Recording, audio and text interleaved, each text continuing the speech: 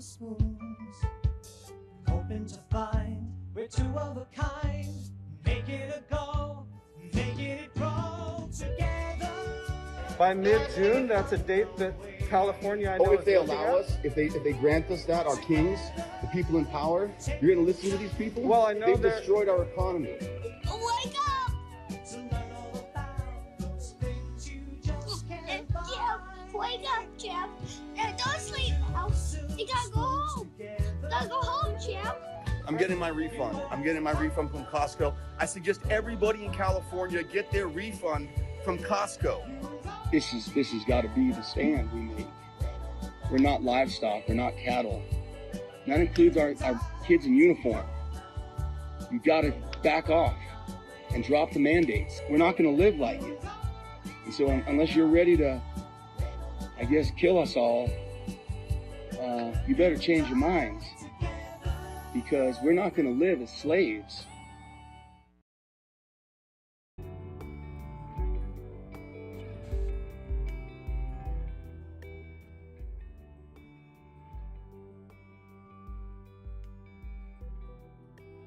Good evening.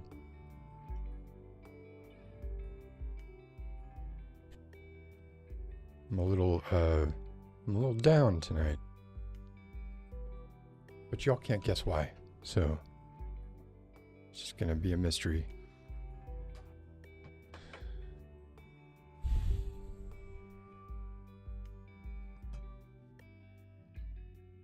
Start working, mouse. Start working. Don't do this. No. No. No. There we go. Welcome to episode 63 of Beyond the Double Red Doors. I hope you all are doing well. It's March 9th, 2022. The subject of my sexual quickening. Ricky Schroder doesn't like to be called Ricky anymore. It's just been disappointing me left and right.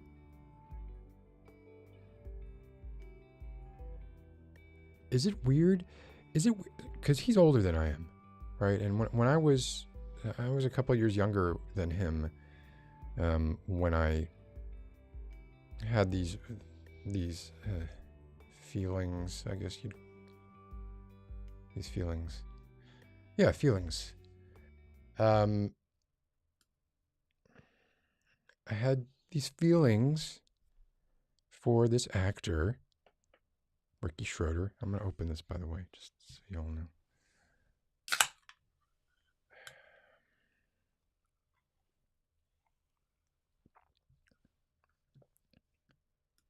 Who says sexual quickening? I say sexual quickening. But he was the subject of that. I don't know how old is he here? He can't be more than 9. I would have been like 6. I think it was maybe a couple years later than that. But acknowledging that now seems weird.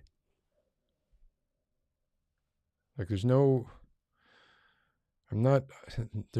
very little quickening going on for that. And I don't think he aged poorly. I mean, he has pixie-ish features that generally, I think, don't age that well. And the irony of having those features is that you tend to be stunningly beautiful when you're younger, and maybe as you grow older, there's a bizarre mismatch between the let's call them the particulars of age that show up on you regardless of what kind of features you have. They start to stand out more in contrast to the more, say, maybe elfin or pixie-like features that you possess. So he's got a little bit of that going on here. But he's right now, as we speak, other side of the river, standing in solidarity with the truckers against mask mandate. This seems weird to me. Like, the truckers converged on DC. They did it a few days ago, and they surrounded the Beltway. They didn't go into the city, but they were protesting mask mandates and vaccine mandates, which are all like in the process of being relaxed. Like if you watch the State of the Union, it was basically like, we've got a new enemy now. We don't need COVID anymore. So let's just ignore. I'm sorry, got to get rid of him. Let's ignore this.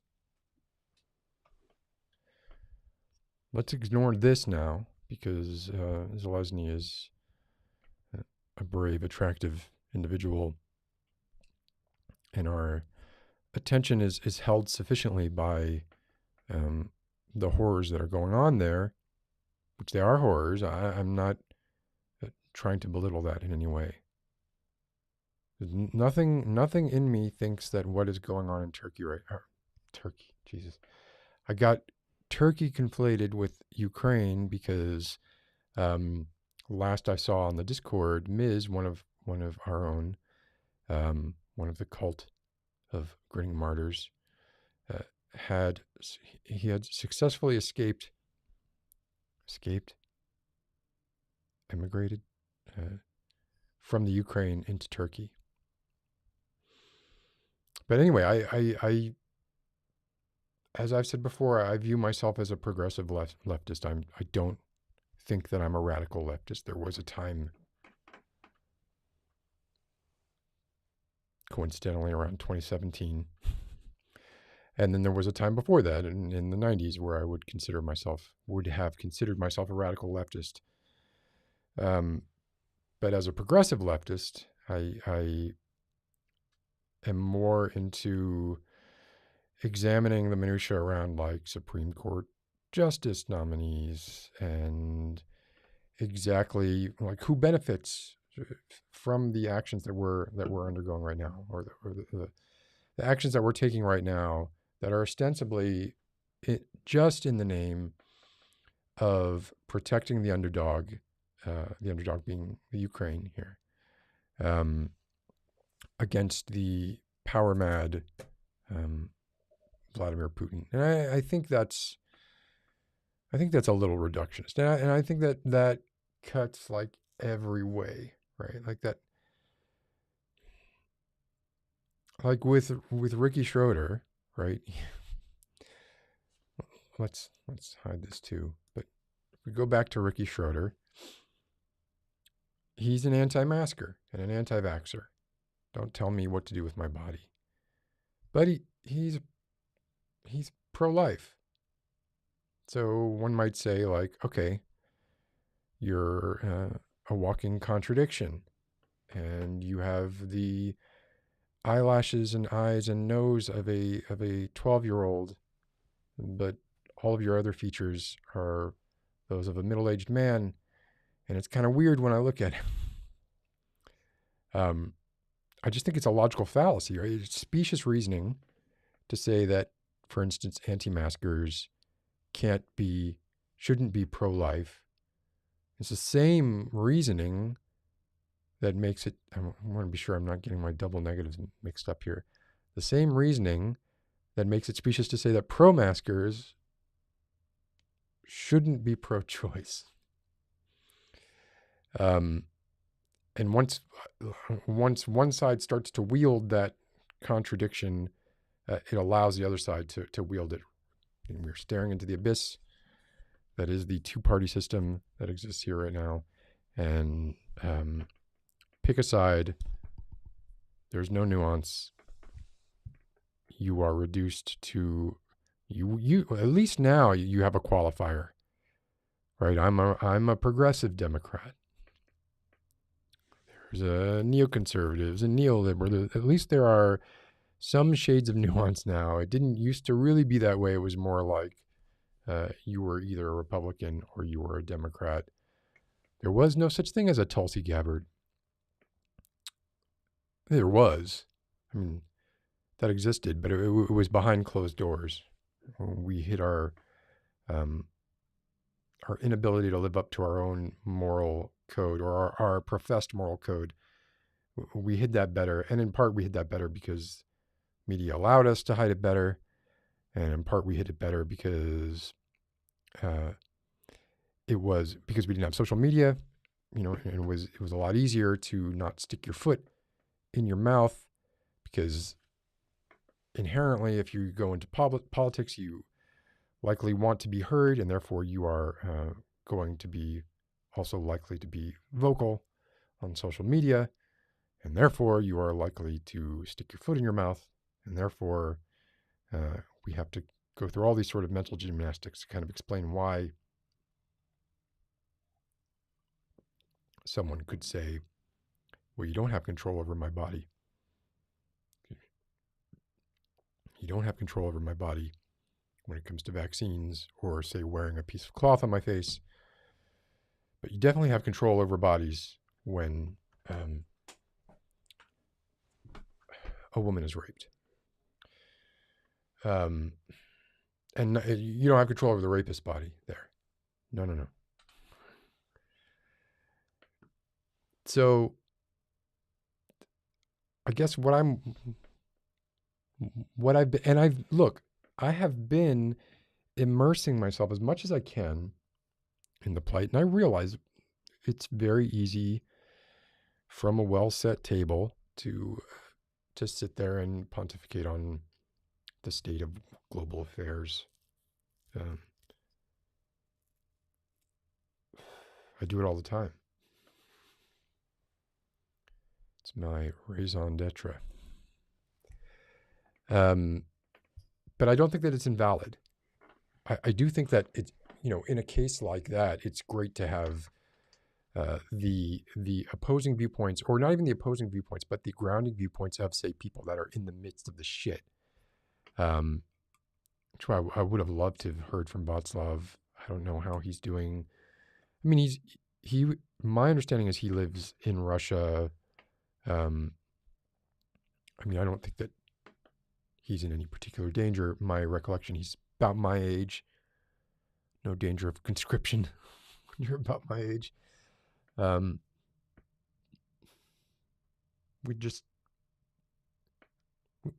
We'd be Jack Torrances. We would be a walking column of Jack Torrances. All of us frozen and contorted expressions of horror instead of our axe, it would be our hammer and sickle, or whatever the current equivalent is.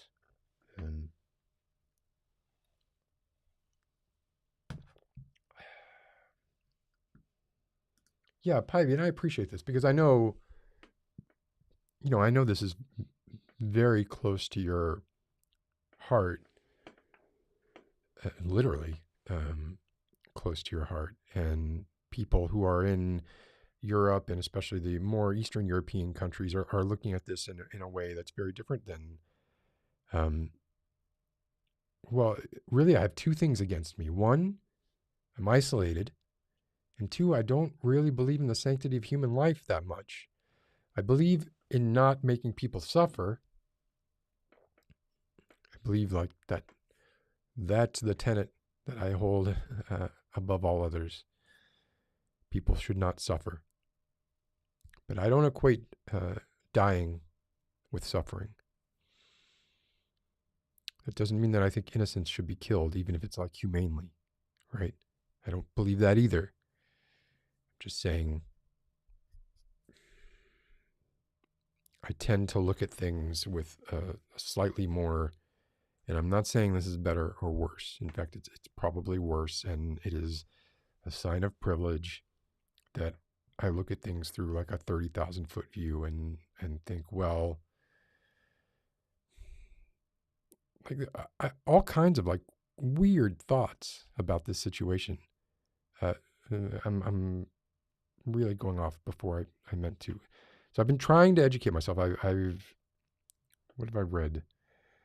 I only got about halfway through this one, but a book on the Maidan Revolution where the Russians annexed Crimea. I watched Winter on Fire, which is a documentary on the Maidan Revolution. Everything that was happening in the Donbass and across Ukraine in roughly 9 years ago.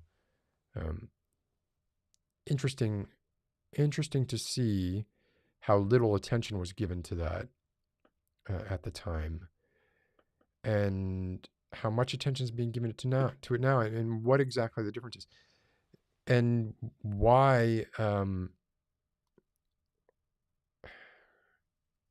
And this is a stupid thought. I'm recognizing this thought is dumb. What I'm about to say is dumb. So I have this. You know what I want? I want like a. Let's see if I can do this real quick. Oh, I'm gonna do this. Okay. All right. I want this disclaimer to be up when I am saying things that I know are stupid, or at the very least, very ill-informed. So while I have this disclaimer up, you know how culture plays a huge part in the ability for countries to nations or nation states to effectively overtake other nations, or otherwise bully them into submission. We're still into this thought is dumb. When you play Civilization, for instance, that's a huge part of the game, and that's taken from history is certainly a fact. One of the things that makes the United States so globally powerful, and as a function of just sort of proximity, the United Kingdom, is the pervasiveness of American culture. Makes it difficult to otherize something that is so global. And I'm not saying that American culture is better than any other culture. I'm just saying it's like fucking pervasive. It's ubiquitous. It's hard to escape. Even speaking with people on this podcast, it's just been like sort of like, well, where are you from? I'm from X, Y, or Z. Oh, that's weird. You sound American. Yes, I was raised watching American films or what have you, right? And it makes it hard for the population to otherize and be xenophobic towards that group, because they have these sort of inherent sympathies that have been built into them from birth. I'm not even at the dumb part yet. Here's the dumb part. Maybe social media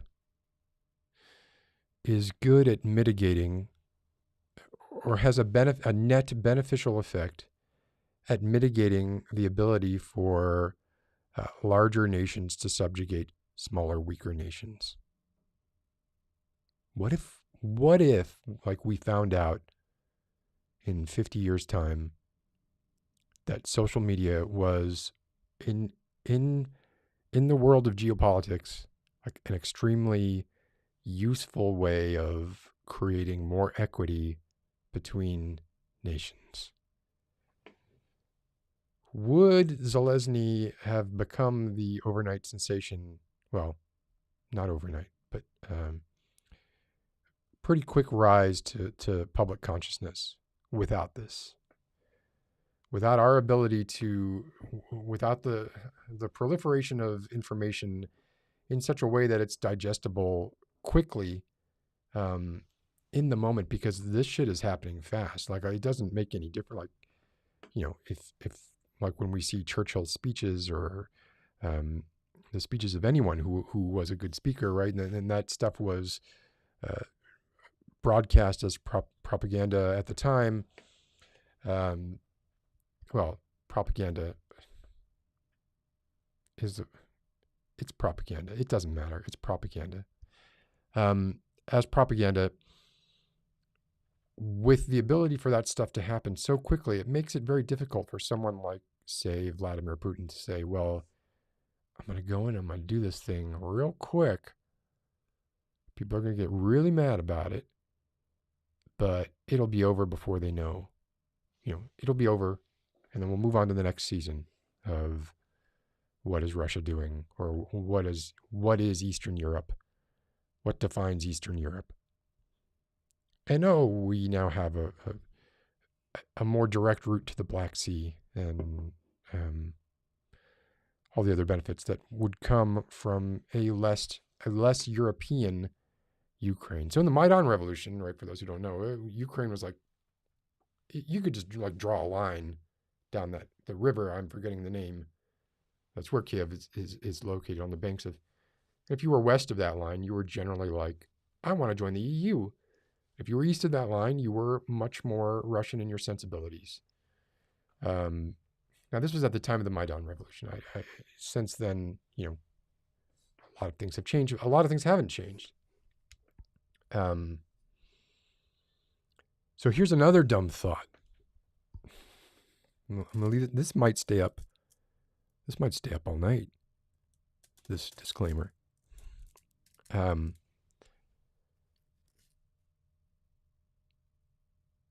This is a dumb thought. This is really a dumb thought. People talk about it now. I've been, like I said, diving into this as much as I can. So like, read a couple of books, read half of one book and one of another book. One on more of the history of the Ukraine, one specifically on the Maidan Revolution, and watched the Winter of Fire. Winter of Fire, I think it was called. But by the way, excellent documentary, I thought. A nice way. Ooh, nice. That's not. Hi.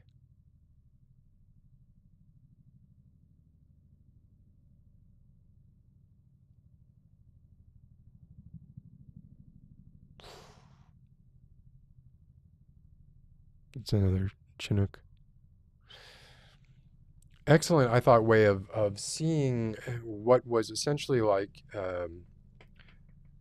Oh, Christ. Sorry, it's distracting me.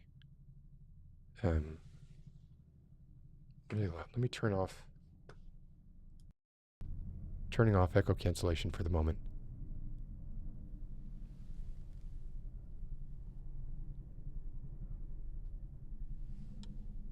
There's only 20 people here. You don't need to surveil me. I've turned off echo cancellation. I'm going to leave it off because sound is better with it off, unless I start to talk to people, in which case I will turn it back on. Where was I going with this? I was making dumb thoughts. Yes. Okay. Well, I don't know what the labyrinthine path was that I was going to take to get there, but there is, and I don't know shit about geopolitics. I just don't. But let's look a little closer at the idea of a no-fly zone, right? And I'm not saying that I'm necessarily for it. I'm not saying that I'm necessarily against it. And I am very strong in my belief that NATO is not the protective uncle of Western Europe that everybody thinks it is, or rather, maybe it is that end. Let's use improv rules. NATO protects European countries, yes, and they also have violated their own tenets and their own promises that they made to Russia, thus being provocative in their actions. Not a reason to invade a country, in my opinion, right? But worth taking on board and saying like, hey, maybe we stick to our word. Like that's been sort of the thing that like I really stands out to me when it comes to United States diplomacy. is we should be serving as like, and this sounds arrogant, but the United States and any nations who have this capability, any nations who have this privilege, should be using that privilege to set an example for the world. Don't give any country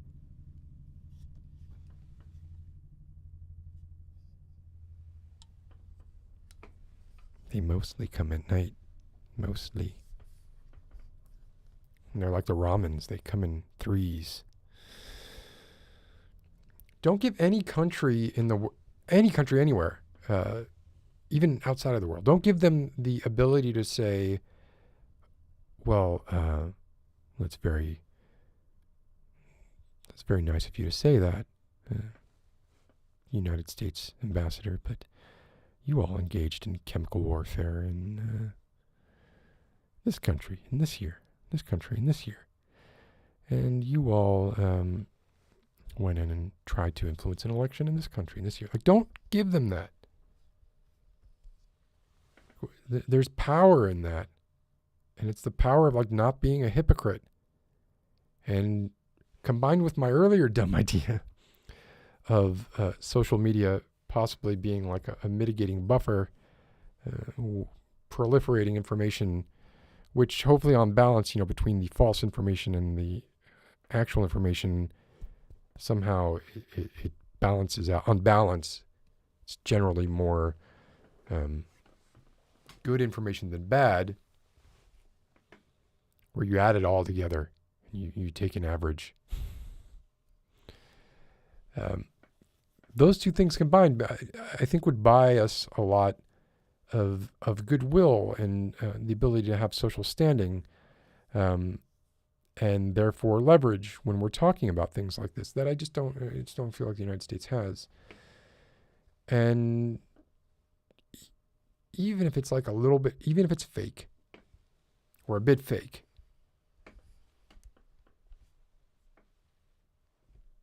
I'm talking about Obama. When I talk about like fake moral grandstanding, right?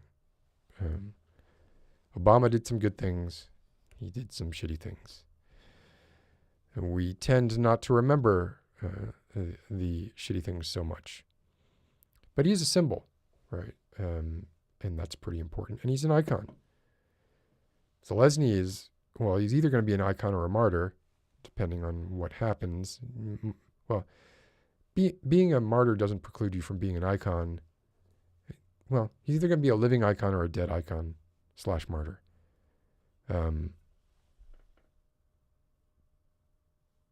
If I were him, like my greatest fear if I were Zelensky would not be getting a bullet in the back. It would be getting a gram of polonium in my morning tea from my best friend.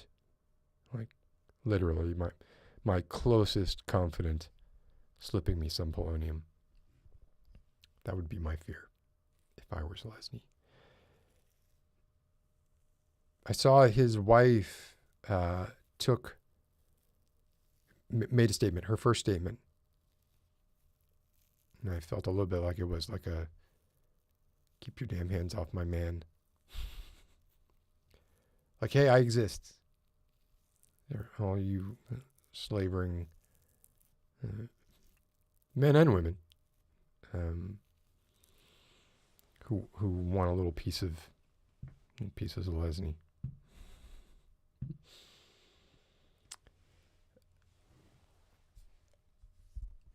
Let's see. You can hear, yeah, my beard is growing. I'm glad you have good headphones because it's very, especially when I turn echo cancellation off, right? Like, listen to this. Listen to the difference. Oh, I'm sorry. Oh, man, no echo cancellation. You should be able to hear. See, this is one of the weird things that does, right? So with no echo cancellation, I can do that. I can do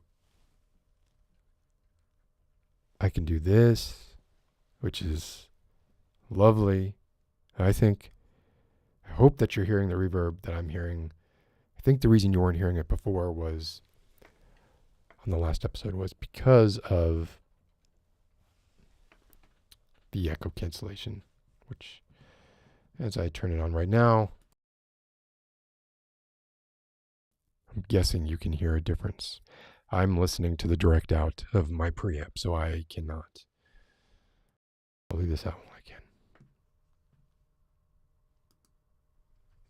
Well, one way you can tell apart is by how long they take to pass over your house. Pivy. Finland avoided even the possibility of NATO membership for decades. Only when Russia started to threaten with military action is when we began to approach NATO. I didn't know that. I'm going to get rid of this thought as dumb. Now, I'll bring it back up. It'll probably come back up. Let me dive into this a little bit.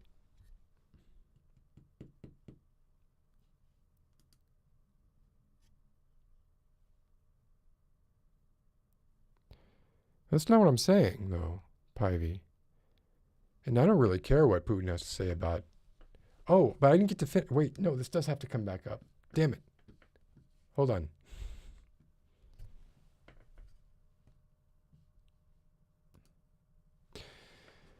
So, a no-fly zone, right? I realize what a no-fly zone means. I am dumb. I am not that dumb. I, again, think it is reductionist to just say a no-fly zone means World War III. We have support for the idea, broadly have support in the U.S. for the idea of a no-fly zone, and very strong negative sentiment towards sending troops to the Ukraine. And then people are saying, what people say then is, these are the same thing. A no-fly zone is the same thing as sending troops. You can't enforce a no-fly zone unless you have American NATO pilots in the air shooting down Russian planes that come into the Ukraine airspace. But there's a step between there. Like, it is not like instantly when we switch the no-fly zone switch, right, that all of a sudden all the Russian planes that are flying over Ukraine get shot down. Like there's a gradient going up to that. There's the announcement that the world, that NATO or whatever coalition it is, whoever, hopefully not unilaterally, right? We decide we want to enact a no-fly zone over Ukraine. That information goes out. Russia's aware of that information. They're aware of that information for maybe some time. Once that happens, and then once we start enacting the no-fly zone, that is, we actually have active patrols above the Ukraine, planes ready to launch based on the sighting of Russian planes in the Ukraine. That's the provocation there.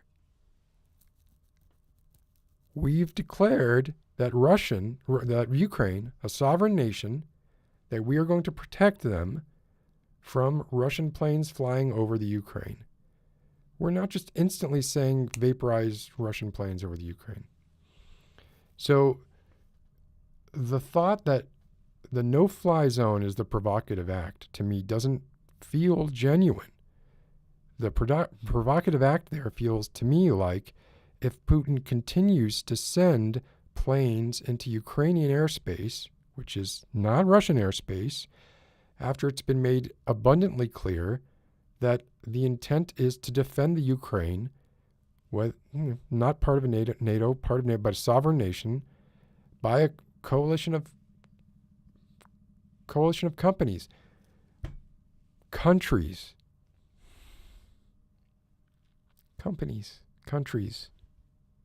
What's the difference?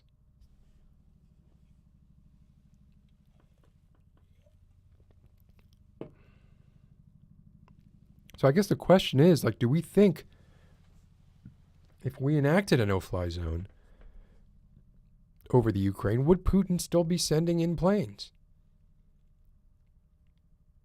And then which is the provocative act? The sending in of planes is the provocative act. Like, there'd be no question if it were airspace over a NATO country. And I'm not, like I said, I'm not really advocating here for NATO or advocating for, I mean, I'm advocating for Ukrainian sovereignty. I think it's pretty clear where I fall there. Like, why? More what I'm questioning is why the U.S. cares so much, right? So the reason that I'm bringing this up really is just because I feel like there might have been some confusion over the last couple of weeks on where I stand when it comes to the situation in the Ukraine. And the situation where I stand is that the Russian incursion was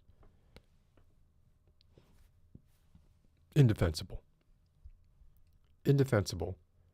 But if we don't expand the scope of what we look at and expand like the time frame of why things are the way they are, then we're just going to be doing the same shit over and over again.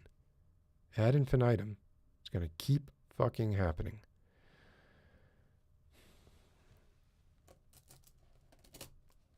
And yes, I love socialism.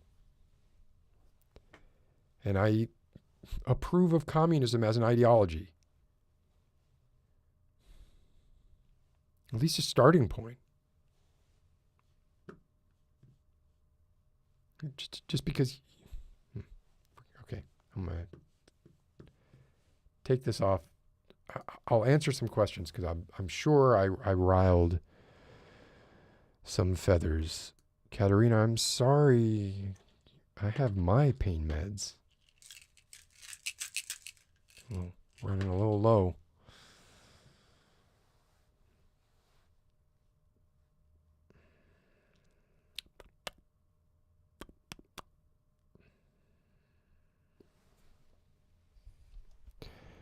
All right, I'm just going through. Oh, Indigo is back. Indigo, I thought you and Angelica had run off to a commune somewhere and were starting your own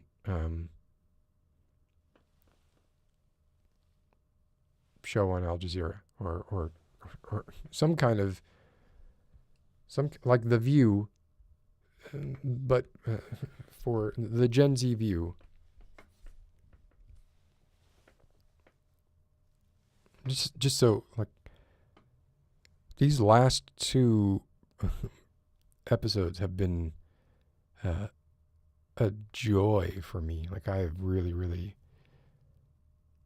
There's another one. Not that it matters, right? But, I mean, as far as I've really enjoyed... I really enjoyed talking to Karen. I won't call you Karen. Indigo, Angelica, Angelica has very unconventional views on a lot of things. And I think she would admit that she's an idealist. But I like the rapport. Like, I hate talking to myself. Yeah, I think she's great. I think you're great, Indigo.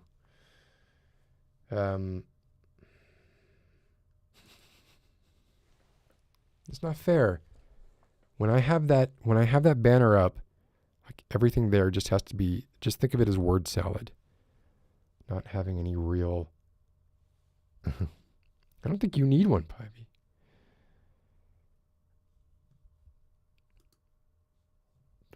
What is it? Well, Ukraine, sorry. The Batman. That's why.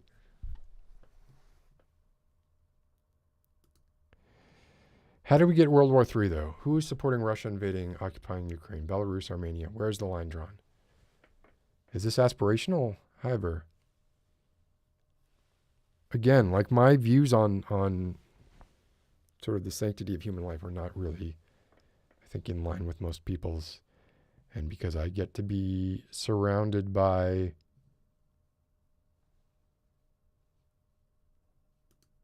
Was it a Freudian slip? Did I do it intentionally?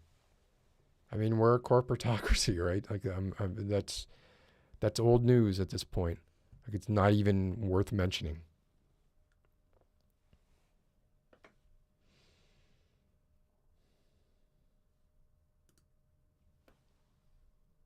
I don't know what these pills are.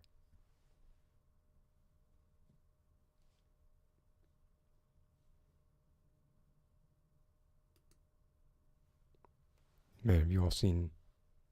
Hi, Nick, by the way. Y'all watched Chernobyl? It's fucking brutal.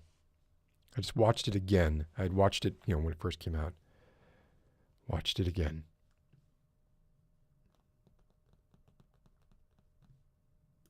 I didn't. You can't read this stuff.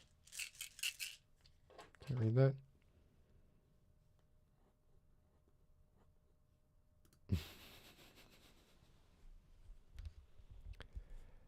Something might blow up.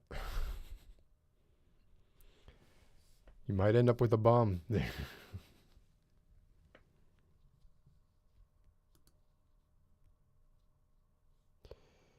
You prefer to die in the initial blast.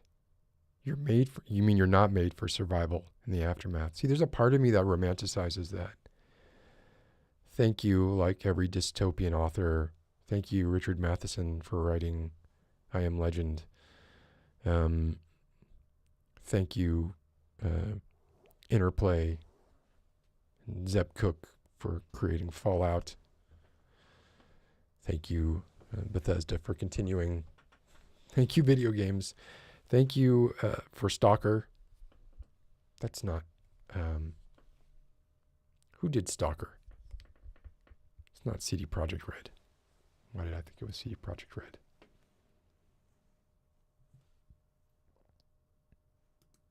Someone stole your clothes, KJ, during your move. Like all your clothes? Like they were all boxed up and those boxes disappeared. It's a bizarre box to disappear. I'm sure you have wonderful clothes, but generally like the boxes that disappear for me in moving tend to be the ones that are marked fragile and have electronics in them. Easier to resell. I haven't seen the Batman. I'm hearing a bit of ridicule about it, and I don't love the thought of him being referred to as vengeance. But I am 100% a Robert Pattinson convert. Like, when the Twilight shit was going down, I was not on his side. But the moment Good Time came out, I was like, oh man, this guy, fucking amazing.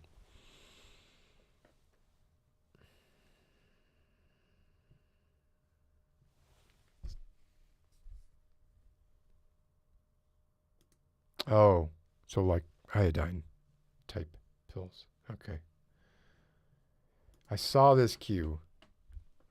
I saw this. I mean, if you add petroleum to almost any slime recipe, you've got napalm, don't you?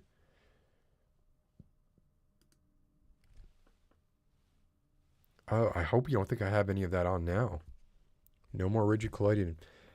Or are you saying like the supply will be cut off? It's like $10 for like a bottle the size of a little swig of. It's like a polonium sized bottle. Oh no, Indigo, I'm sorry. What's going on there?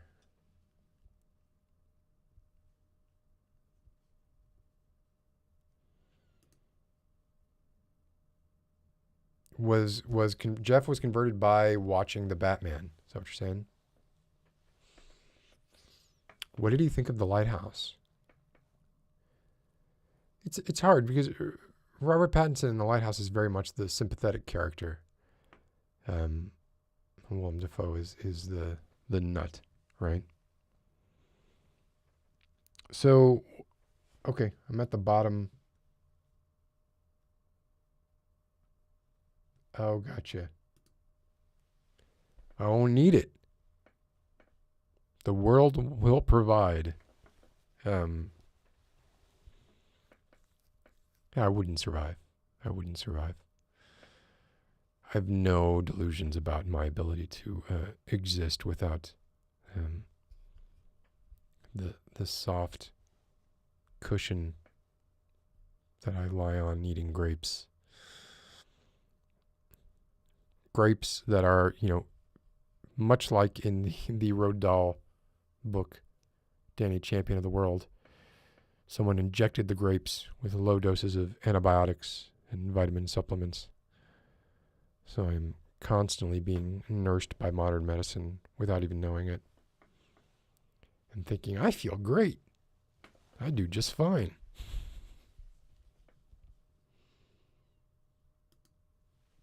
Oh, well, I mean, as a life partner, it's probably good to have a Superman guy. As a character to watch in a movie, I'm not like talk about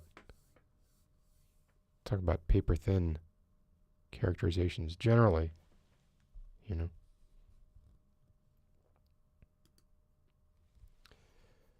Yeah, they're dry runs, right? Like it feels like we're preparing for something. And I don't know what it is, but it's coming. Oh, Grace. First of all, hi. And second of all, thank you for noticing. And third of all, I said I was going to put this at the top. Didn't do it. Makes me feel like this. Like, I don't know if that thing that they just did with the COVID is, like, panned out or not. But if it did, that's, like, somebody should probably be looking into that. Like, I don't know if that... And probably the lack of echo cancellation made that a not great experience. But whatever. So if you want to call in to talk about anything, you know where to shoot the emails. Happy to talk to you, Grace. Don't care if there's video. Another chopper. I'm well past the point of caring about that. I do want to talk a little bit about, I had touched on it last week or the week before, got a bit sidetracked, but I do think it's important that we talk a little bit about Biden's pick for the Supreme Court nominee, Ketanji Brown Jackson.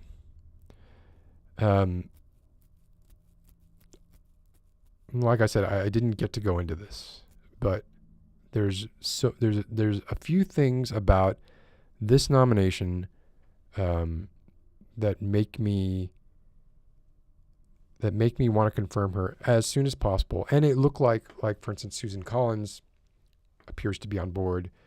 Guess who's not on board? Anyone can guess. What do you think Lindsey Graham's thoughts are on Ketanji Brown Jackson? I think even Mitch McConnell is giving way a little bit here and not doing that ridiculous double standard when it comes to confirmation of justices that he was invoking with Merrick Garland. But why do I like Ketanji Brown Jackson so much? Or I don't know her. Well, I kind of do. Guess where she went to high school? Miami. That's right. She was raised in Miami. I'm not sure if she was born there or not, but she was raised there. She went to Palmetto Senior High, which was very close to where I lived. And was a little tougher school than the school I went to. So we would sometimes be afraid of the Palmetto kids. But anyway, so yeah, she went to Palmetto Senior High. She became a defense attorney. And I'm not sure how many people, I just don't know how much common knowledge it is that how few Supreme Court justices have a background in being defense attorneys. there's a very well-established path to getting to higher office, whether that be whatever it is, whether it's state's attorney. If you want to advance in any sort of political sphere as a lawyer, you don't go into criminal defense. It's not a thing. She was a public defender. And I think probably you all know my thoughts, generally speaking, about the value of public defenders, established in Gideon v. Wainwright, contributed to Gideon's Primus. And we all know, like, the current situation, nothing has changed in the past 20 years when it comes to the percentage of people who are currently being held in jail, who are either awaiting trial and can spend years awaiting trial, which means they're innocent. Like, that is the tenet of the judicial system. Innocent until proven guilty. So this is not even a question of, are these people innocent or guilty? Maybe they're found guilty later. But these are innocent people being kept in jails for years. And part of... I never noticed this. Is it that I don't notice it other nights? That I'm just hypersensitive to it when I have a microphone going? I don't think so. Wednesdays must be like maneuver nights. Because that's just out of control. So people who haven't had trials yet, who are sitting, languishing in prisons, if they weren't criminals before, they're certainly being exposed to and beaten down and molded in the shape of the existing sort of prison hierarchies, or jail hierarchies, sorry, that exist, that might very well turn someone who went into jail, an innocent person, and they may come out a drug addict. They may come out having been pressured into doing things they would not otherwise have done had they not been exposed to that system. They come out in debt. They sometimes come out in debt to the state. They can sometimes be, even if they were found innocent, they can sometimes be found then guilty. Because even if you're innocent, you have to pay the state in some states, not all states. Which that's just ridiculous. That doesn't make any logical sense at all. And then the entire system of plea bargaining is predicated on the idea that, well, I think this is one of those cases, maybe is one of those cases where it's like the Roomba data, right? It's sort of, maybe this was not introduced with the explicit goal of incarcerating poor, marginalized, usually Black or Latino people, because they cannot afford to mount a proper defense. And even if they do, they're facing the prejudice inherent in the system with a larger percentage of white judges. So even in like the most ideal circumstance, when we're talking about this sort of thing, if you have money, like the cash bail is a fucking joke, right? Like who could propose, like, who can defend cash bail? Please write in if you feel like you can defend cash bail. I would love to talk to you. For those of you who are not living in the United States, cash bail essentially just means you can pay to leave prison. Now, I'm not saying abolish cash bail and keep everybody in prison. I'm saying have a more equitable means of allowing people access to, especially for minor crimes, to not be stuck in jail for anywhere between 3 months and 24 months or more awaiting a trial date because of the lack of public defenders and the sluggishness of the judicial system in that process. So why am I talking about all this? So it basically, what it means is like, I had the numbers a few months ago. It's above 50% of people who are currently serving time in prison are doing so as the result of a plea bargain. You see it in cop shows all the time. They're like, okay, we got you for murder and you're going away for the rest of your life. We know you can fight it, but you're going to go away for the rest of your life. Or sign this piece of paper and you only have to do 15 years. This piece of paper does what? This piece of paper, I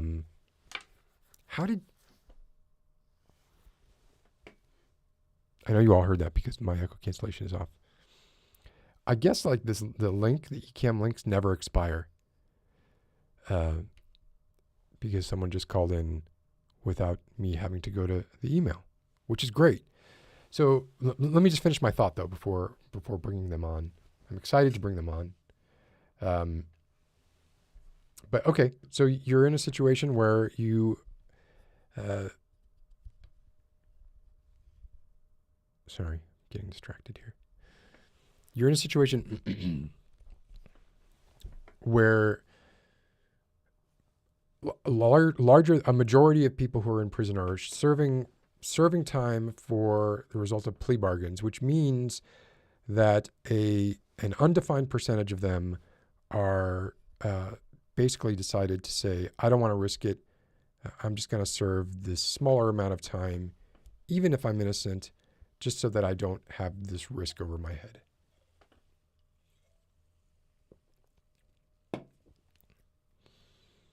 Why does that matter for Ketanji Brown Jackson? Because she's a defense attorney. And defense attorneys think about the justice system in a very different way than prosecutors do, as a rule. Not always, but as a rule. Once she's confirmed, which I'm pretty sure she will be, right? She'll be the first appointed defense attorney in over 25 years. And let's not forget, like, the makeup of the Supreme Court right now is really, really tenuous. It's really like, so first of all, for the Supreme Court to hear a case, it has to fulfill the rule of 4. So you have to have at least 4 Supreme Court justices agree to hear the case. People wonder why there are so many like split votes. And it's very easy to say like, well, it's just along party lines, right? They're always along party lines. It's not always true. Like some of it, there's some bias like just inherent in the fact that you need to have 4 justices wanting to hear the case. And if a justice wants to hear a case, they generally, like why would a justice want to hear a case? It's because they disagree with the ruling given by the lower court. Like their mind could be changed during the course of the new hearing, but they're going into it like if they initially are like, yeah, this is worth hearing, they have an inkling going into it. And what has been happening, and what I almost feel like it's lulling us into, or lulling me into, this false sense of security, because a few years ago, I just remember being like, wow, gosh, thank God for John Roberts. John Roberts is the chief Supreme Court justice. And I just remember being like, thank God that this guy exists on the court, because we have so many split votes where he ends up siding with the generally liberal side of the court. And then the cynical part of me kicks in. Part of the job of the Chief Justice is supporting and promulgating the idea that the Supreme Court is beyond reproach. It's very important that the Supreme Court is viewed as like fair and balanced. And so I think maybe the trap that I was falling into is, well, Roberts is sort of the hand on the keel, sort of steering the ship, and making sure that it doesn't become too partisan. So then the cynical part of me thinks, you know what would be a really cool thing? And when I say cool, I mean like nefarious, cool in like a villainous way, would be if John Roberts was, say, establishing a track record of moderation and building up his political capital in order to cash it in at some point in the future, like he's picking what hill he's going to die on. So if he's accumulated this sort of litany of judgments where he's ruled with the liberal judges over and over again, largely on symbolic cases that are, it doesn't matter what his vote is, it's already going like one way. So him ruling for one side didn't change the outcome necessarily, and usually didn't. If the outcome was sort of fait accompli already, where might he want to spend that political capital? Because remember, Supreme Court justices obviously are appointed for life, and they're thinking about their legacies, and they're thinking about like what's important to them as people. These are the people we're talking about, by the way. Let me hide Ketanji. Where's Ketanji? There we go. Amy Coney Barrett. There's Roberts on the bottom left. There's Brett Kavanaugh, who has no place being on the Supreme Court. Look at him. He's got alcoholic face. He's got it. Fuck that guy. So they've heard like a lot of cases recently. Like they heard the gerrymandering case, and the idea that like states should be able to determine what their own, when cases come to them that concern state elections, that they should be the final say. It shouldn't go to federal court. And actually arguing over that, right? I have this written down because I didn't want to get it wrong. Okay, yeah, the Republican state legislators read that clause as meaning that only state legislators may make election rules unless the federal government passes contrary legislation. So under this theory, any state court decision requiring the redrawing of a state legislative map is unconstitutional under the federal Constitution. And that's not a stance that the Supreme Court has taken much in the past. So if this sort of nefarious idea is true, like where is Roberts going to spend that capital? Because there's also like the 15-week abortion bill is gaining a lot of momentum, right? Let's bring our guest in. It's been a while. Let me hide these fellas. Not fellas, but everybody please say hello to PG. Well, that was perfect timing. Was that that was on purpose? I don't think I can hear you. You are silenced. And I'm going to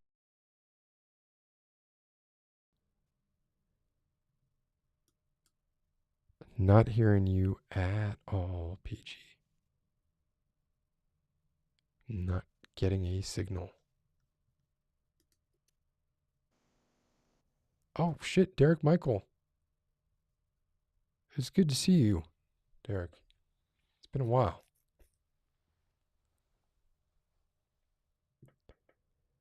Oh, shit, Grace, why am I getting a spinner? Uh-oh. I'm getting a spinner. This is not a good sign. Don't be giving me that. Don't you fucking crash on me. Shit. Okay, let's try this again. PG. Oh, Now I can hear you. Hear you very well. I think. Yep. How are you doing? I'm good. How are you? I'm good. It's been a while. It's been months. Yeah, I've been busy working on some stuff. Can you say what? Just trying to do a research study on my own. I also have a philosophy paper that my old professors, wanted me to submit to the Yukon Philosophy Conference. So yeah, pretty much just that. Can you, for people who don't know you, and while I just really quickly check my email to make sure that I'm responding to people, could you give people like sort of the elevator pitch of who you are? Sure. Yeah. I'm PG. I do a lot of uh, creating of extracts of a particular nature that can be used to, say, go into an elevated state of consciousness. Um, and what I eventually want to be doing is research on phytoplankton in the oceans and genetically engineering some that are more resistant to ocean acidification and more resistant to um, heat stress. This is what I remember. Well, no, actually, I remember both of these things most about you. They're two very sort of key personality traits, or not really personality traits, but they stand out, right? Like you're, I don't know, all the jazz cabbage. Is that still up? Yeah, so my new job, drug test, so I've actually been off that for about 4 months, which has not been awesome, but I'm still producing it and distributing it. And do you live somewhere where that is okay to do? So technically, because a component of it is alcohol in. Do you remember the moral panic over Four Loko? Oh yeah, Those I do. right, and so those contain caffeine and alcohol, and a bunch of laws got passed in a lot of states where essentially you cannot mix two mind-altering substances. Of course, um, cold medicine is exempt from that. All right, because that's What 10% Four Loko alcohol. was alcohol and what? I forget what the second. It was basically just an energy drink with alcohol in it, so it had Okay, caffeine, a lot of caffeine. Um, and so any mixing of anything considered a drug into a single product is illegal, regardless of whether the individual components of it are legal where you're living. got it. Okay, which I mean, I can see, like, because there are so many deaths that come from just like mixing even seemingly innocuous drugs together, right? Like, I guess I can see why there's some resistance to that. I think I just read today that like somebody died from an overdose of caffeine, some athlete, today or yesterday. But okay, so are not able to distribute that which you create or sell it, right? You are able to. No, technically no. Okay, but in an alternate universe, you might be able to. Yeah, All right, I think that's enough. I think that's. But you're like yeah. a bit of an Well, artist there, right? Like I remember talking through like some of the apparatus that you use, and it was very much like a, wow, this person knows what they're talking about. And then when we were getting into discussions about like, hey, plant trees, and you were like, dude, that's not gonna save the world. It's not gonna make a fucking dent. We need carbon capture mechanisms. That really like kind of opened my eyes to that. In a way that I just hadn't thought about it before. and I just kind of thought like trees would be enough. But so you're that's still like what you're working on for school? So I've graduated now with a specialization in molecular biology and concentration in DNA technology.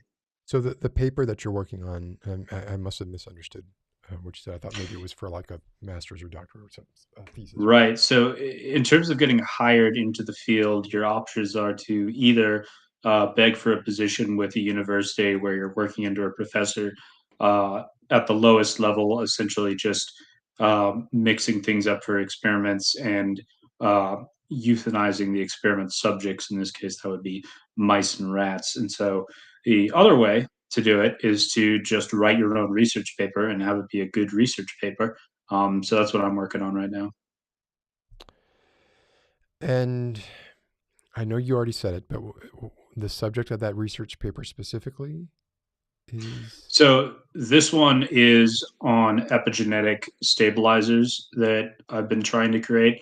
And the purpose of that is that in infants, you have about 1% of all cancer cases occur in infants. And uh, cancer that develops during pregnancy, um, 10% of that is what's known as an epigenetic cancer, and that's where they can't find any DNA reason for the cancer to be there. And so the theory on that is that DNA is either over methylized or under methylized, and that's what's creating the cancer. And so an epigenetic stabilizer to kind of buffer that and keep it in the range you want it to be.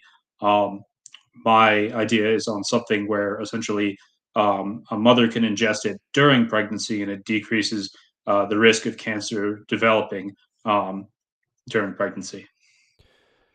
And would this be like broadly applicable, or are there certain groups that are susceptible to this kind of methylization and under or over methylization? Is it? Yeah, yeah, right. So methylization is basically so you have your DNA and you've got long strands of DNA, but you don't want all of that DNA to be read at once. And so what happens is that DNA is methylated and that wraps up sections of it so they will not be uh, translated and transcribed into RNA and then into proteins. So in the case of overmethylization, essentially tumor repressor genes get wrapped up, and so they're not able to do their job. In terms of undermethylization, you have segments of DNA that you would rather not have going in and getting processed and conflicting with other segments of DNA that are supposed to be present. So you're screwed either way, right? Like under over, it's just like a different way of messing it up. And so is what you're talking about like a pharmacological solution whereby Yeah, it's something I've been working on for a while. is there THC in it? And there is not actually. It's based on essentially the problem with CBD products is that CBD, the efficacy of it comes from a synergistic interaction effect with THC. So when you take THC out of the equation, in terms of what the CBD does, you have a vastly, depressed response. And so initially, what I did was look and find a alternative to THC in order to increase the effectiveness of essentially distribution of CBDs in the brain and also the activity of them. And so I was able to find that. And then from there, um, based on what I created, I read a bunch of papers looking into epigenetics in different situations and different epigenetic conditions. And so I looked into essentially conditions that are believed to have an epigenetic basis and then looked at different things that are able to relieve the severity. And so most of my reading was on um, essentially chronic fatigue. And that's not just being a bit tired, that is someone who sleeps like 22 hours a day. And there was research linking that to be epigenetic. And then there was additional research looking at how certain things reduce the severity of the condition, so these people could be awake for longer. And that was also, I was looking for an alternative to caffeine because I don't respond to caffeine very well. And so if you have something that is able to not fatigue you, but at the same time, um, or to help you not be fatigued, and also doesn't have all the negative aspects of caffeine with, your hand shaking, your brain going a bit weird, um, all that other stuff, then that would be useful. And so I was able to find that. And then I started growing cultures within that and noticed that they never died, even when exposed to UV light. And so my thought process on that is, in the case of most cancers, you have damaged DNA, and that damaged DNA then gets translated. And as a result of that, genes that are not supposed to be active are active, and genes that, essentially, that's the gist of it. But the methylation, what it does is on the interior wall of the nucleus, you have something called the lamina, and DNA is bound to the lamina. And when it's ready to be processed, it detaches from the lamina and goes and gets processed into peptides, RNA, proteins, all this other stuff. And so the theory I was working with essentially is that um, if you can have methylation be stabilized and to work better, then strands of damaged DNA would be caught, and instead of being sent to the nucleus, they would be sequestered. And so you wouldn't have this damaged DNA getting processed, and in situations where either the tumor repressor genes are turned off or the growth genes are just through the roof. What's the Um, mechanism by which it would recognize if a strand of DNA was not normal? Like, and does sequestration mean basically like, does it sequester? Does it eject it from the cell at that point? Like, what? right. So what it does is that if you have a damaged segment of DNA, that segment will be bound up to avoid that damage being a problem. In most cases, if you have damage to the DNA, um, the body is just able to repair it. But obviously, as we know, DNA continues to get damaged. And so at a certain point, really the only way to deal with that damaged DNA is to make sure the damaged section cannot be read off of and turned into anything. And so, in terms of how that relates to epigenetics, my theory is that if you can have something that stabilizes the process and avoids over methylation or under methylation, it would also increase the specificity of the process and be better at targeting these segments of damaged DNA. Yeah, I guess that's what I'm wondering about. Like, how does it know what to target? Like, how does it know? How is it identifying what strands of DNA are mutated in a way that they don't want? Like, don't replicate this, right? Like, Right. Yeah. So when DNA is being replicated, there's certain enzymes that essentially look for mismatches in terms of the one side of the DNA and the other side of the DNA. And so in the case of damage, what you'll usually end up with is a double-stranded break in the DNA where two pieces become completely separated, and then the body tries to rejoin them. And if it doesn't rejoin them properly, you can have them, say, if they match up on one base. Then it can join at that one base. But if the damage goes further than that, where the DNA is split and then part of it is cut off again, then you can have by chance just two segments of DNA where the bases match up, where you're missing critical information, or basically critical information, or you're missing stop codons, which are essentially in reading DNA and translating it. It's where the body sees that specific arrangement of bases and cuts off and doesn't continue to read DNA past it on that segment. Um, where was I going with this? Right. So basically, in recognizing damaged DNA, then there is processes in epigenetics to, as I said, sequester that DNA and make the damaged segment of it inactive. And that's done by just wrapping it up essentially so that nothing can move along that section of the strand and read it. and so this is very different than the carbon capture work that you were doing. That was in school, right? Or was that? Yeah, those were papers in school. It's not completely unrelated because part of increasing the survivability of phytoplankton would be, these things sit at the top of the water all day, getting exposed to Getting sunlight. UV light, Um, right? yeah, and there's a couple different types of stress that phytoplankton can be put under. Essentially, one of those is where um, when a photon pushes electrons through the mechanism by which energy is produced for the organism, the electron can receive too much energy. And so that then causes damage. And so the goal here is that damage resulting from something like that is minimized because no DNA is well, DNA is being corrupted, but no DNA is being read that shouldn't be read in damaged sections. But But oh, go ahead. so in a way, like, what you're looking for is a cure for cancer and phytoplankton? Is that?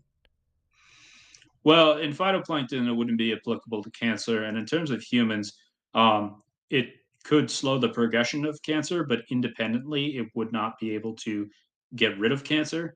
Um, just because you're never going to catch all of the issues with it, and you also can have cells that have already mutated so far that things are completely messed up, and there's really not much you can do to undo that. But you're using some of the same principles that you would use in animal cells for could be applied for things like phytoplankton, allowing them to be more durable under adverse conditions. Or Yeah, because essentially this is you don't have to worry about if the organism is running off of RNA and DNA. So it has broad applications for essentially being able to apply it to all forms of life. Of course, it's not going to work on everything because there's a lot of different mechanisms between different species and different formations of life. But my hope is that it would decrease the chance of cancer developing during pregnancy and act as a what's the word I'm looking for? Ancillary treatment during cancer to essentially slow the progression of tumor growth while chemo or radiation is used to shrink the tumor and get rid of it. did you have you ever read I Am Legend by Richard Matheson? I have. It's not really comparable to that because it's not a virus being modified and then introduced to make changes to DNA. It's just something additional being added that is meant to stabilize DNA. So there's no component of it that directly alters DNA and changes coding in it. It just has sections that it helps sections that are damaged be caught more easily and contained. So there's no danger of it turning us all into zombies. No, I don't. I don't think so. Uh, I could be. What was Pavi saying? It seems like all this is leading up to something Oh, in right. terms of Yes. the catastrophes across the world. Yeah. Yeah. Escalating catastrophes. Perhaps you are the harbinger of the final. This sounds like really so this is a paper that you're writing in the hopes essentially of like proving your value to find work in a lab. Is that correct? Yeah. Well, submitting that to a journal, and if they accept it, Okay, then having that on my resume and using it to get into a better lab position. You're currently in a lab position. You just want. Currently, I'm in a lab part time, and then I have a different job I'm doing at the same time. But the lab work is all just busy work. You don't get to uh, make any impact on what's being studied or how it's being studied. Where do you get to do Um, the work for your paper? just here, Really? um, yeah. So I've just been funding that myself, and I've just managed to get my hands on some mice that are genetically predisposed to be ravaged by cancer and die in about 3 months. And we're going to see how long those will survive if being introduced to this thing in their water supply. So do you live in an apartment or a house, or where are you living right now? I live in a house, yeah. Okay, because I was gonna say, like, if you're doing anything where there's any sort of heating going on, right? Or perhaps death going on. I would think if you were in an apartment, it might be very difficult, right? Right. But if you're in a house, then it's a lot easier.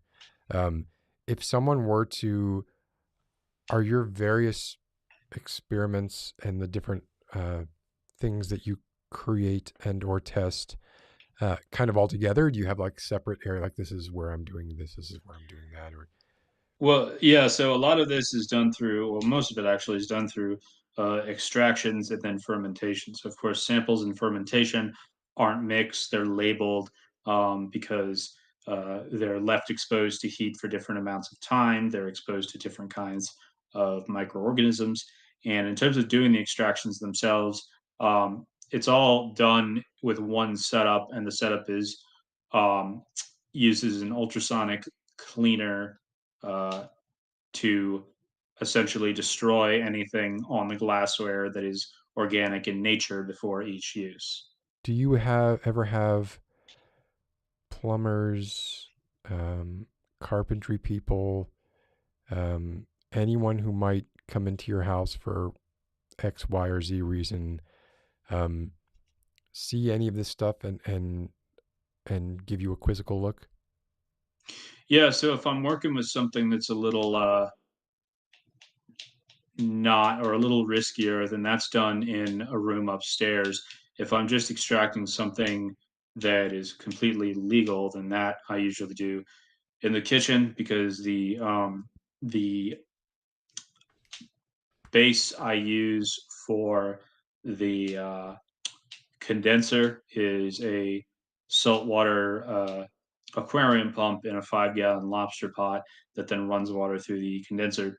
And so, if it runs for long enough, if it runs for about 5 hours, the water starts to get pretty hot. And if you've got it sitting in a sink, then what you can do is just bail some water out, turn the sink on, and refill it with some cool water. Where if it's not next to a sink, then that's a more involved process.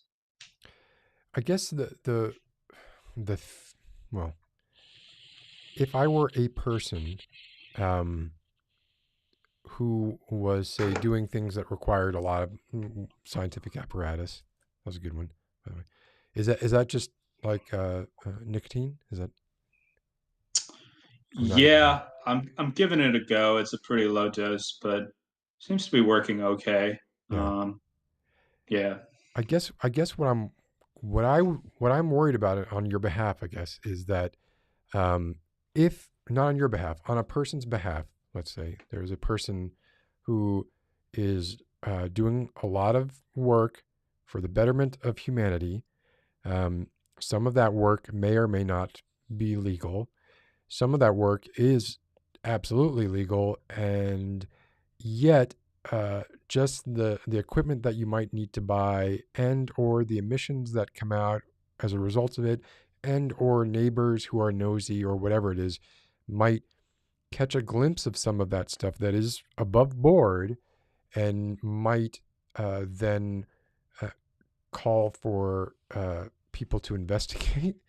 Like, is that a concern that you have at all, or that someone No, like you not might really. have? No, because the closest house is like 300 meters away from me, Oh, okay. and I don't do this stuff in front of like a front window you can see from the road. The kitchen is further back than that.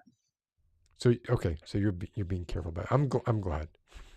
Was there? I mean, Oh, go ahead. it's also very easy to explain away because mostly when people are thinking about glassware, they're thinking about meth labs, and all of this stuff is useless in terms of creating meth. So, Oh, really? Okay. yeah. Okay. Um, and obviously, like I would think that you could pretty much explain what you were doing, and well, I don't know. I just worry for you, PJ. That's all. And I hope that your paper. What do you think? Like, is it looking good? Does it look like you're getting the results that you want, or are you not far enough along to really know? Yeah, so well, I need to move it up to trials with mice because, Oh, so this is um, your first. These mice that you just got. This is your first batch with mice. yeah, prior to that, it was just using it in a growth medium for single cellular organisms and then exposing them to conditions that they are Is that generally agar? not supposed Agar? to. Agar? Or something? Yeah, so I don't plate them. I do it as a suspension in a nutrient solution. So they're growing within the liquid. Um, and I find that works a lot better because they have a lot more surface area and areas of contact, and they're able to grow a lot faster. Got it. Um, was there, well, I mean, what you're talking about is fascinating to me, but I'm curious if you had like a question or something specific you wanted to bring up. No, not particularly. I mean, we can jump into whatever you're thinking about. Well, I mean, what I'm thinking about is not as interesting as what you're doing. Um, is where you are, well, whatever. You're probably like, if you're successful and your results are published, right? And certainly if they're promising in any way, I would think that you would be a pretty hot commodity, right? Yeah, they would.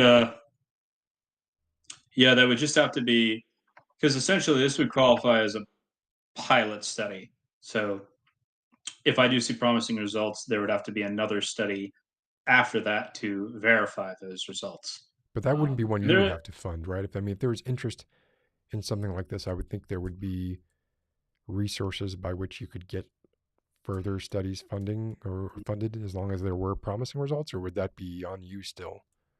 Because that doesn't seem very. yeah. So what you would need is somebody established in the industry who wants to do a follow up study on your preliminary results, and then you'd be involved in that.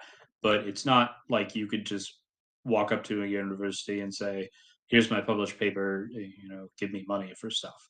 Do you have a good Um, relationship with your previous professors? With your I do, but pretty much none of them actually work in this area. They work with vertebrates, but not in this capacity. It's a lot of anatomy stuff and a Hmm. lot of observations of how things work in the wild. Um,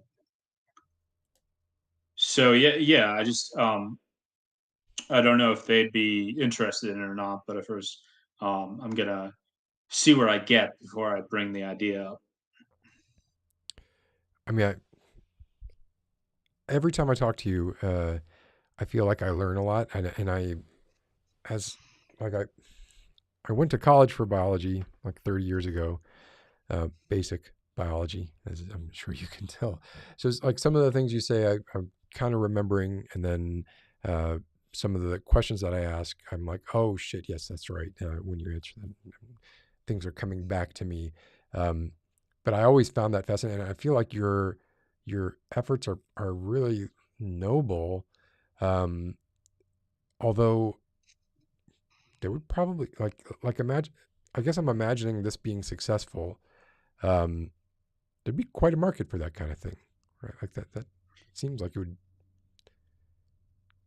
Yeah. So if I do get promising results, I'm gonna try and get something picked up in one of the Scandinavian countries because if you do stuff in America and you have something that looks like it's going to be helpful in treating cancer, then That, uh, they're going to charge people hundreds of thousands of dollars for it. that's where I was Whereas, gonna go with that. Was I was uh, curious if like what your if there's like I don't even know what the power is of the researcher or I don't even know whoever it is that is creating this or patenting this or I don't even know um what the situation would be, but like doing that in a place where yeah, exactly, they're not like you're not doing this in a country where they charge $1,000 for a vial of insulin or mhm. what have you, right?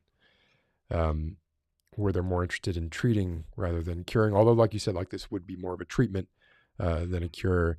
But the fact that it could be applied to things like carbon capture also just seems like um, I don't know. I wonder if one day we'll all look back on this and be like, "Wow, I got to talk to that person." Well, yeah, I wouldn't count the chickens before they hatch just yet, or the ducks. They've been selling ducks eggs around here, and those are really, really good. It's like got sort of a soft, leathery shell. So even if you crack it wrong, you don't get any in the recipe. High in omegas and just a better flavor overall. I went to a party recently and I bought off the shelf lemon square mix that just used duck eggs instead of regular eggs, and people keep asking me for the recipe, What's the and I secret? keep yeah, I keep dodging it because it's like, oh, it's just normal off the shelf stuff. I just put duck's eggs in it because they thought there was some like higher process there, and by which I had some sort of recipe or method for it. Duck's eggs But are richer and a little higher in fat, right? Is that kind of a little higher in fat. Also got a lot more protein, and I prefer the taste of them. They really do just taste better than chicken eggs, especially because chickens that are farmed, factory farmed, they're just trying to get the largest eggs possible. There's not a yeah. whole lot of thought going into quality, but for duck eggs, there isn't. Well, I'm sure there is somewhere in a sort of an industrial level um, operation for it, but at least over here, I'm just buying them from people locally. Yeah, I've run into sometimes. I mean, I try to also buy like when I do buy eggs, try to buy those that are like locally grown or locally sourced or whatever it is. But in the cases where I have not, like I've run into a lot of cases where I will have 12 eggs and 10 of those eggs will be double yolk eggs, and in my head I'm just kind of like, this is not. This has to be the result of some kind of tampering that's going on, right? This can't Yeah. be normal. Especially so many in a dozen. Well, PG, I'm always happy to talk to you, and I'm glad to learn about what you're doing. I'm I, I'm not gonna say that I'm happy that you're not smoking anymore, right? Like, I mean, that seemed to be something that was therapeutic for you, right? But if you have to do it, you have to do it. Um, maybe are most labs like that, or is it just this lab in particular that seems to be? So it's the secondary job I'm working, Oh, okay. um, that is the one because I have to handle narcotics and stuff, and Oh, of course. so And yeah, they're gonna drug test you to make sure you're not uh, dipping into the partaking. supply, and then there's gonna be a, THC component of that drug test as well. So even if you're not getting stuff from them, you're still gonna pop on that, and they'll probably fire you for that. Yeah. Well, um, hopefully you'll get the results that you need. Like, what's the timeline for like what you're working on right now? The paper. Um, I would say probably at a minimum a year because these mice are designed to live about 3 months. So you're not even going to know if it's really working until 3 months because um, I could do dissections to observe the tumors, but with no way to actually test the tissue, that's not really worth it. And so how long they live for is going to be the That's the best indicator. indicator. Yeah, best one I can do in my with my current setup. You can't send tissue away to be biopsied, or that would just be prohibitively expensive, I would imagine. Yeah, yeah, it's the cost. That's the issue. Yeah. Um, Which is so bizarre and unfortunate. Like, I mean, this is the kind of shit that this is. This is where tax money should be going. um, but yeah. Well, I wish you success with it. Will you keep us updated if you can? I would love to hear how it's going. yeah, so um, when I'm done doing trials for sure. I probably knows I haven't really been around that much just because I've been, I uh, haven't noticed that. I've been. yeah. Um, most of my work right now is going towards that philosophy paper. Um, and so I've just been very busy with that because philosophy, so in science, if you do a study and you find out somebody else did the same study, then, well, your study is just additional verification of results and is still useful. In philosophy, if you come up with an idea and you run with that idea and it turns out somebody else has already written about all of that and done everything you've just done, then it's a little, that's not seen as sort of supporting, because in terms of ideas of philosophy, if you don't have anything new to add to existing ideas, well, then the paper really is not doing anything of value, because people just already have access to papers that already cover the topics. And so a lot of it is trying to track down and read a lot of philosophy texts related to the issue, and just make sure that, one, use them to make sure that the argument I'm going for is in the proper direction, and two, to make sure that nobody has said the exact things I'm saying before. But you're just bringing up a philosophy paper. I did not know you were also working on it. Maybe I missed. You probably said it. I missed it. I'm sorry. Mhm. I wish that I have to monitor like 3 or 4 things going on at once. So sometimes I miss stuff. So you're also working on a philosophy paper with the aim of getting that published. Right. That would probably not get you a job in a lab. Well, you'd be surprised. These days, a lot of areas are into cross discipline stuff, and philosophy demonstrates a capacity for abstract thought that, they want people to be approaching things from different angles, instead of really going with the pure scientific mindset. So essentially, it's just like they think is more likely to lead you to having a strange idea and pursuing that strange idea, and seeing results for it. Yeah, I mean, it shows diversity in the way that you think and how you think, and I would think that it would be a valuable skill set. You would just need to have um, the people in the right places who recognize that, right? What did you say? What the philosophy paper was on? Yeah. Okay. So the simple version is: are you familiar with a priori reasoning? Yes, I run into it Right. all the time. Right. So the idea is basically that if you can have a truth that can be traced back to a single beginning through a priori reasoning, if that truth can also be a link in the chain for an argument that relies on circular, uh why am I blocking on this, circular reasoning. So if you have A equals B equals C equals A, but then through a different process, B is justified as true, then what should follow from that is that everything in that circular reasoning Oh, is also true. true. Right. And that inherently sounds like it's wrong. Um, but I went over this with a lot of my professors, and nobody could figure out why it doesn't work. Um, and so then there's the possibility that it does work.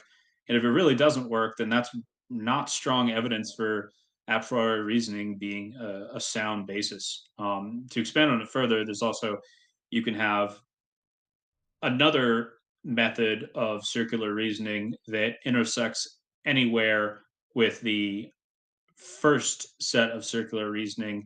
And as long as both of them contain a segment that can be true or false, but it's the true or false under the same conditions, then if one segment of circular reasoning is fully justified and it overlaps with another one, then everything in that other one is also justified. So, It's like transitive properties. right, Yeah. yeah. But what strikes me as a little odd about that is my understanding of, I say a priori, but I understand people say whatever. A priori reasoning is that's a fallacy, right? Like that's not something that generally uh, you should not base your judgments in a priori reasoning. Um, a priori means before the man or something like that. I forget exactly what the translation is, but um, my understanding of that is if I am presenting an a priori argument, it is essentially I've already determined where I want to end up, and I am arguing in order to end up at that end point instead of arguing with the open mind trying to discover what my end point is. Is that not? Yeah. Well, so a priori is essentially just where you have a start, an independent start to justification. So um, something that doesn't really require anything else to be true on its own.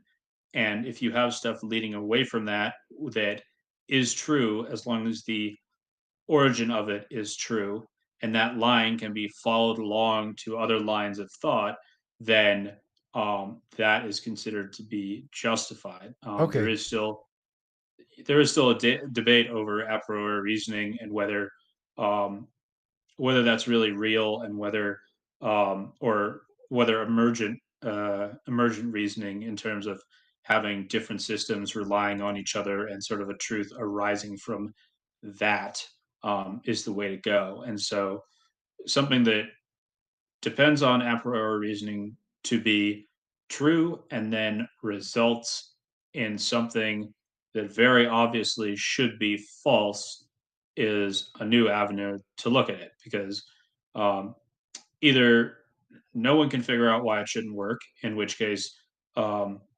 there's something obviously wrong that needs to be figured out, or people conclude that in fact it does work, and then there's the question of, well, does that really justify a priori reasoning? And so you can have, on one hand, uh, if people can't figure it out, then it would not justify it. But if people can figure it out and it does support the original truth, then that would demonstrate that, at least in terms of epistemic mechanisms, a priori reasoning is a valid way to go. Do you have time to watch much TV, PG? Not really. Um, I do. I sleep. I sleep a lot. I try to get at least 10 hours, just because I like sleeping. I like Do you dreaming. do you find that that helps you?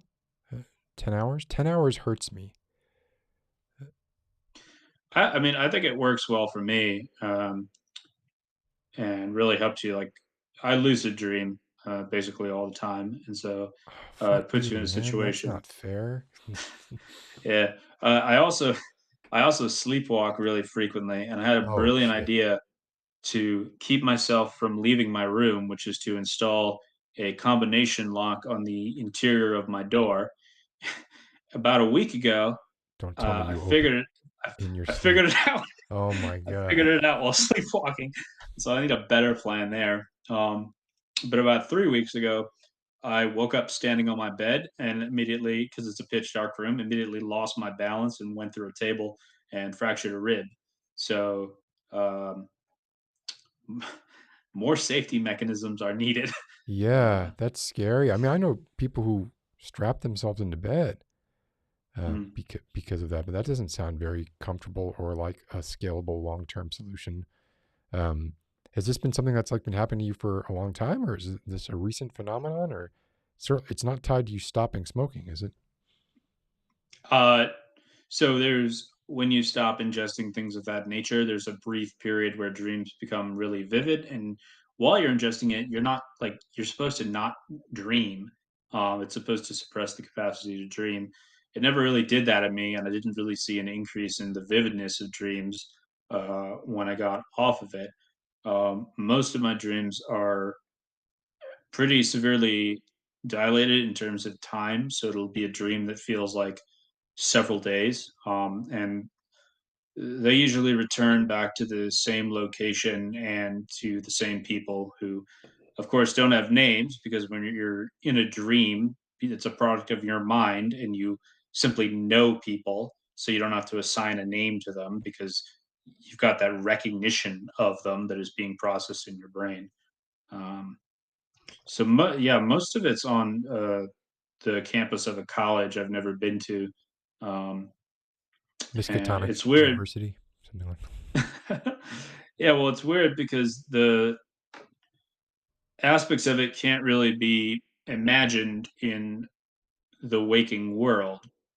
As an example, the library, there's three different libraries, but they occupy the same space. And so when you try and envision that while awake, you're either thinking of libraries switching out between each other or segments of one library being present while segments of another one are present. But that doesn't actually capture it because while dreaming, they do occupy the exact same space. And at the so same to time. say that yeah, to say that like you're in one room and then you go into another room and it's a different library doesn't doesn't capture it, you know. Um, Sounds like Miskatonic University. Well, I mean, I'm jealous of your ability to lucid dream. I'm jealous of like the projects that you're working on. Um, I'm sorry that you're not able to ingest what helps you, right, while you're doing this. And I hope, man, I mean, I hope that it shows promising results. I know you say don't put too much faith in it, but yeah, I definitely like. There are definitely some days where I've thought like, oh man, I hope PG saves the world. yeah. It's unfortunately a little late for that at this No. point, but I mean, in terms of the phytoplankton, my real goal is that eventually those will turn things around, and even if humans don't survive, you can have life continue on. Nobody cares. You're not going to get funding for that. You got to have an element of hope. Didn't you see Interstellar? We got to lie to ourselves. Mm.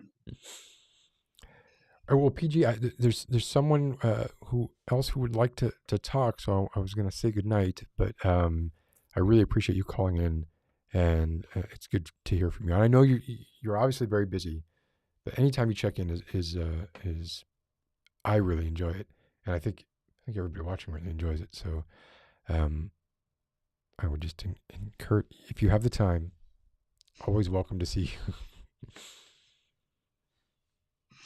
All right. Well, thanks for having me on. Of course. We'll talk soon, PG.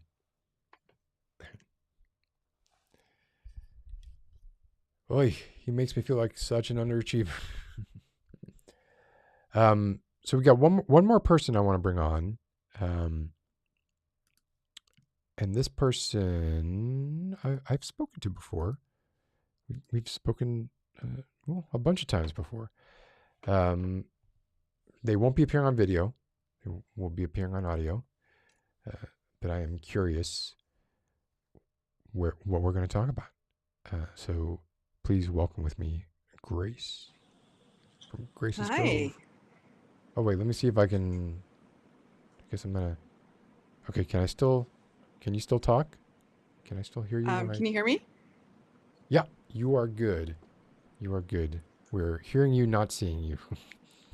Excellent. Let me, I'm getting a little feedback. Let me just close this. Okay, I think that'll be good. It has been a while, Grace. It's been, I want to say, a year at least. I don't think it's been quite that long. The last time we talked, we were talking about death. I think that was a few months ago.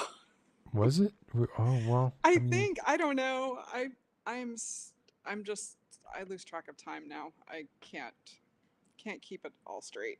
And that subject is not going to help me narrow down anything at all. Pretty much, that's all we talk about.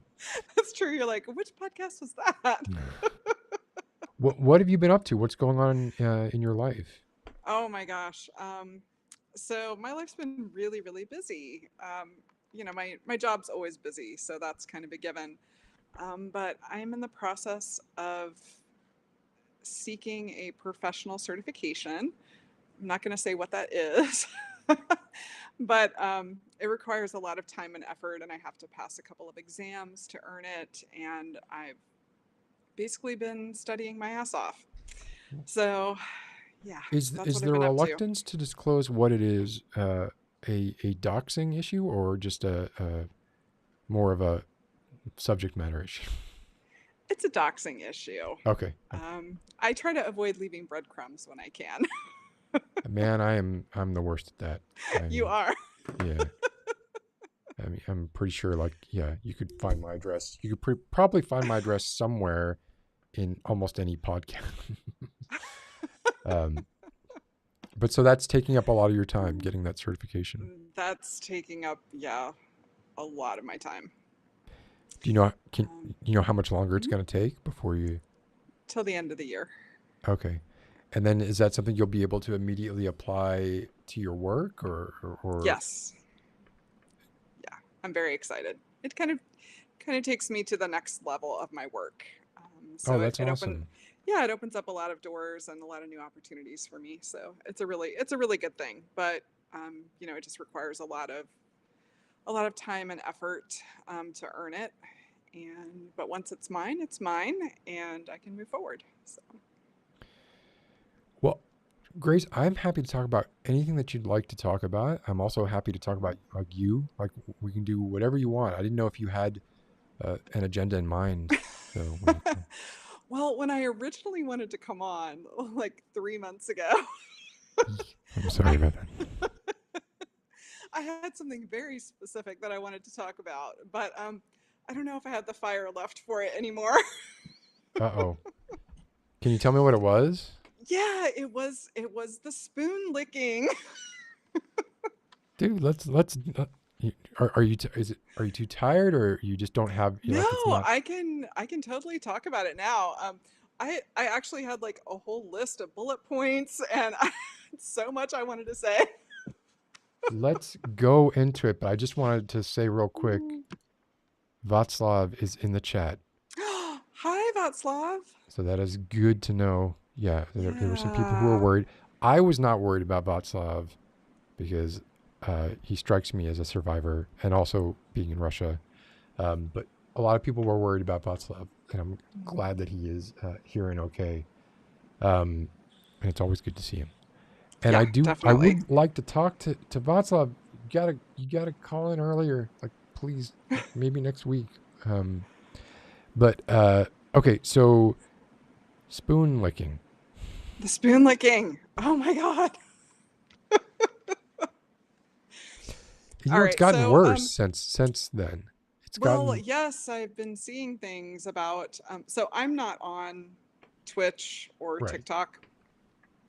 But I know I've been seeing a lot of chatter about the ASMR category on Twitch, and I did.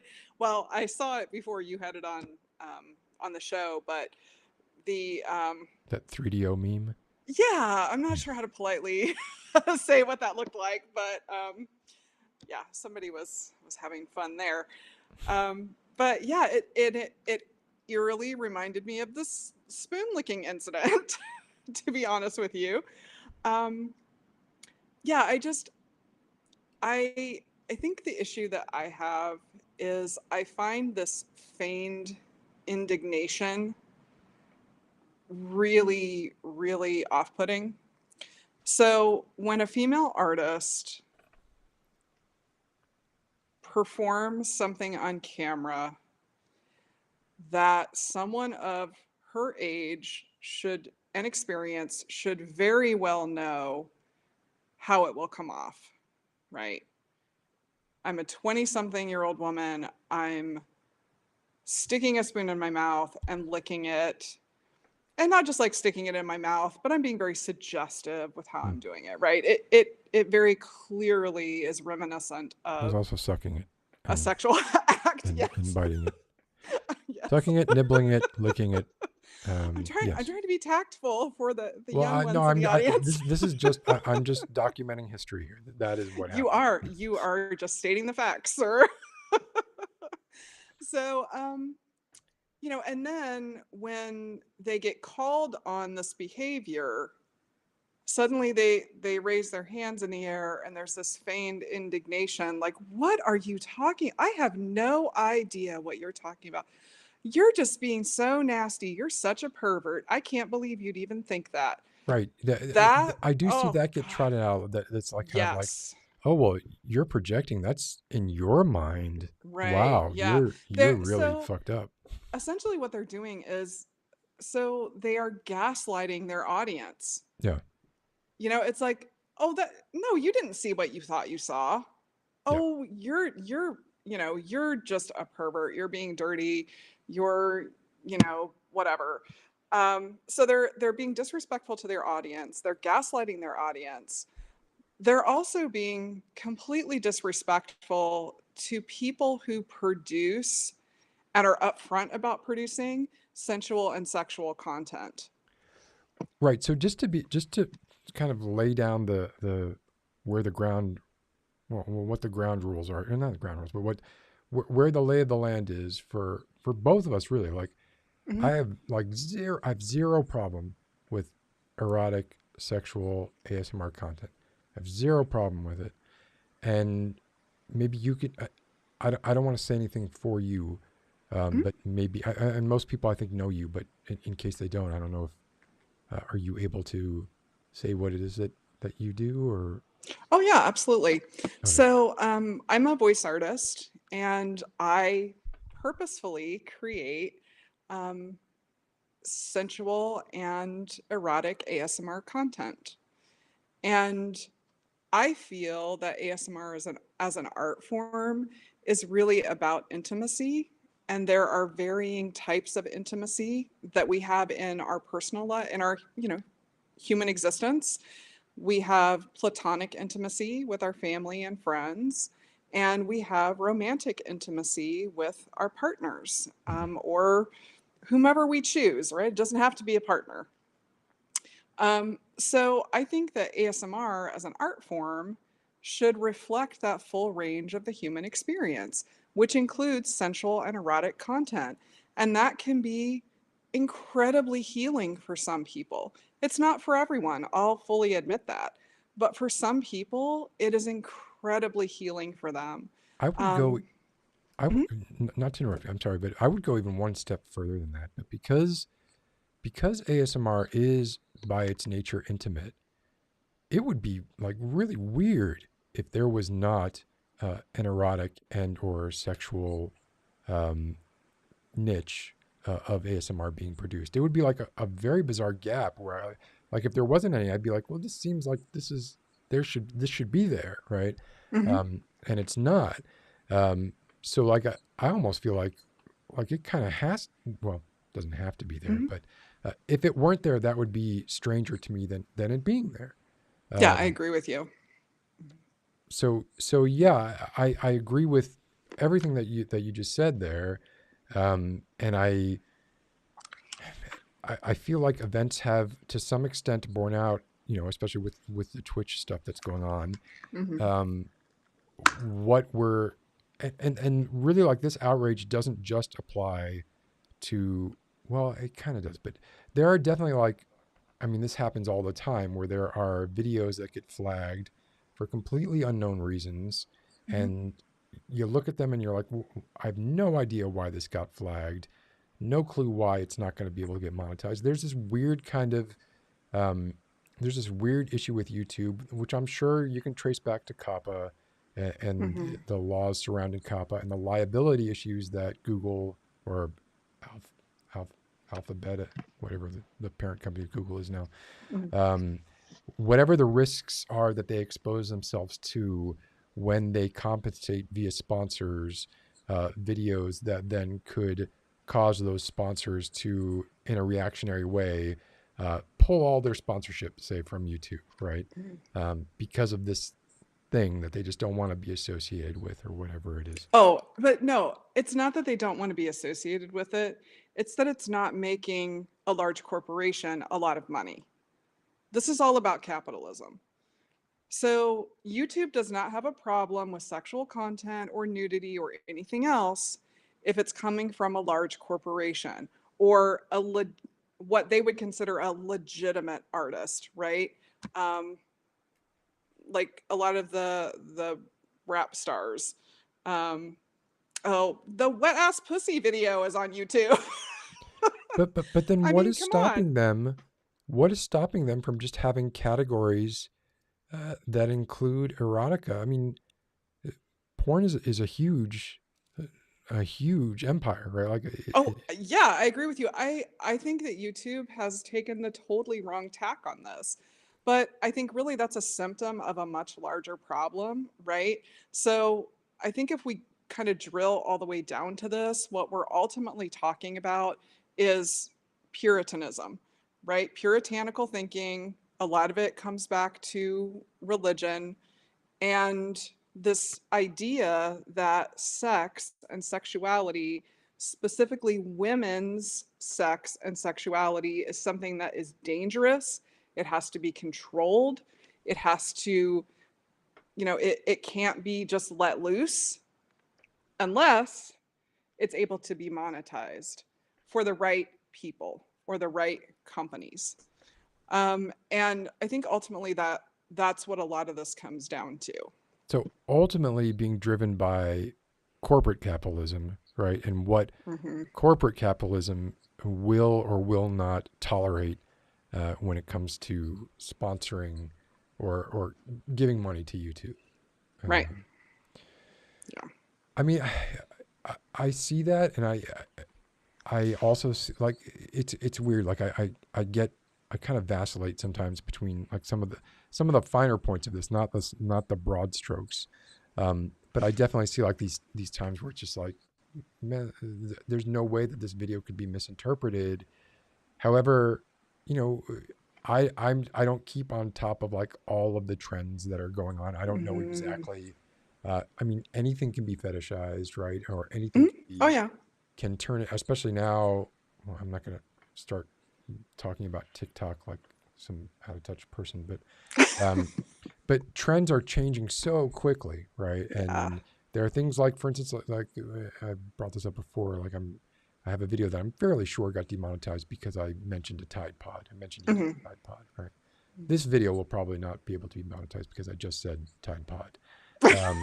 Although I feel like that wave, like this was like right at the crest of that wave that happened. Yeah. And so maybe now it's not, there aren't a lot of kids eating Tide Pods anymore for TikTok challenges or whatever. So maybe it's, but like knowing what those things are. I mean, there are armies of data analysts using predictive technology or whatever it is that they're doing to kind of determine what is or is not acceptable, what is or is not going to cause an uproar, even if it hasn't caused an uproar yet. Maybe they can see like these waves starting to crest a bit out to sea, and they're like, well, no, we're going to avoid that, demonetize. We're going to avoid that, demonetize.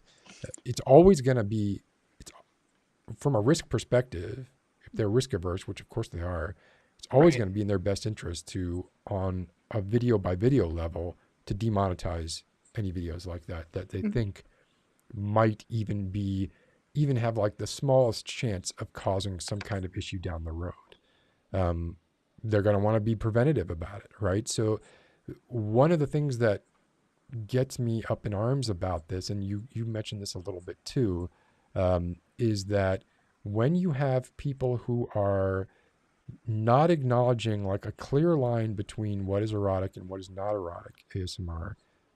Well, I'm repeating what you said here. The people who suffer the people who suffer are the people who are actually genuinely want to work in this particular field on both sides.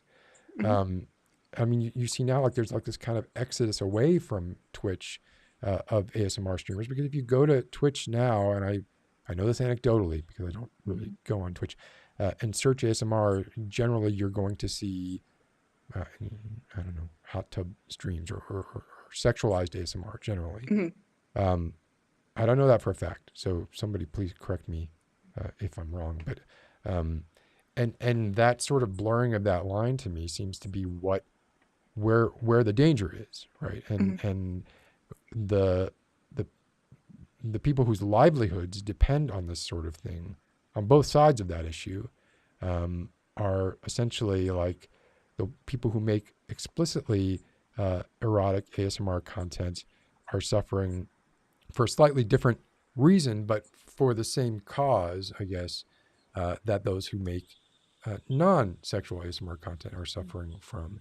And it seems like the wrench in the works to some extent, and there's a panoply of reasons why, but it seems like the wrench in the works to some extent are the people who do what you had said, which was, sort of like pretend like they're not doing what they're doing, act surprised and outraged if you suggest that, well, yeah, of course this video got banned or got demonetized. Not even banned, right? Demonetized is what we're talking about. Well, essentially banned because you no longer show up in the recommended, you don't show up in search results, right? You're but if not someone monetized. Follows you, right, You're they shadow can banned. still see the video.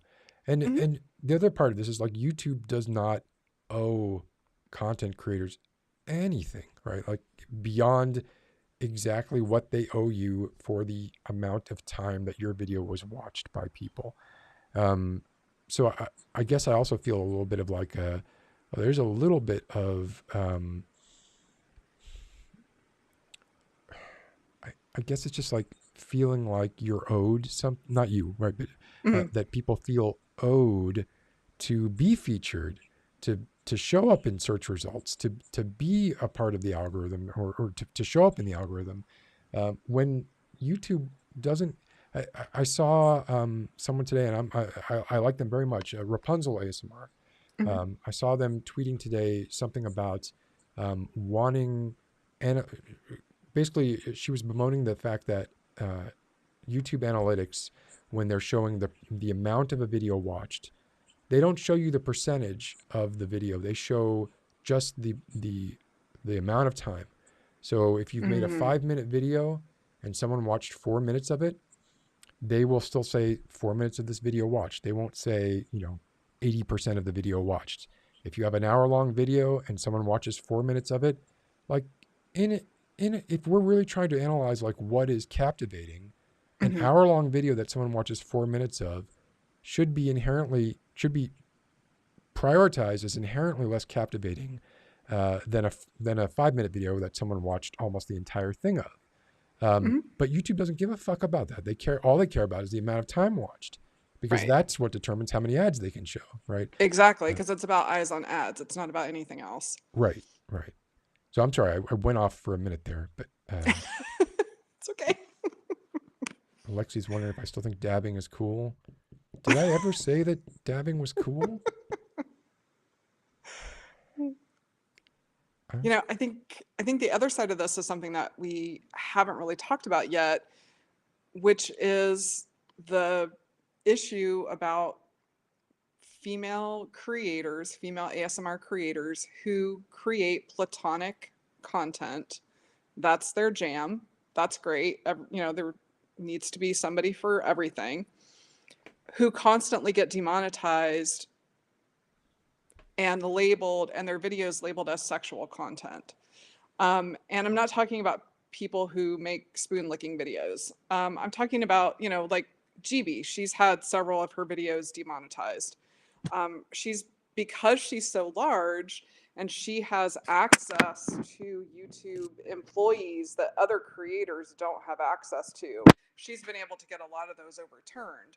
And, good on her for doing that. She's worked hard to get where she is. She deserves to have that access, and I'm really happy that she does.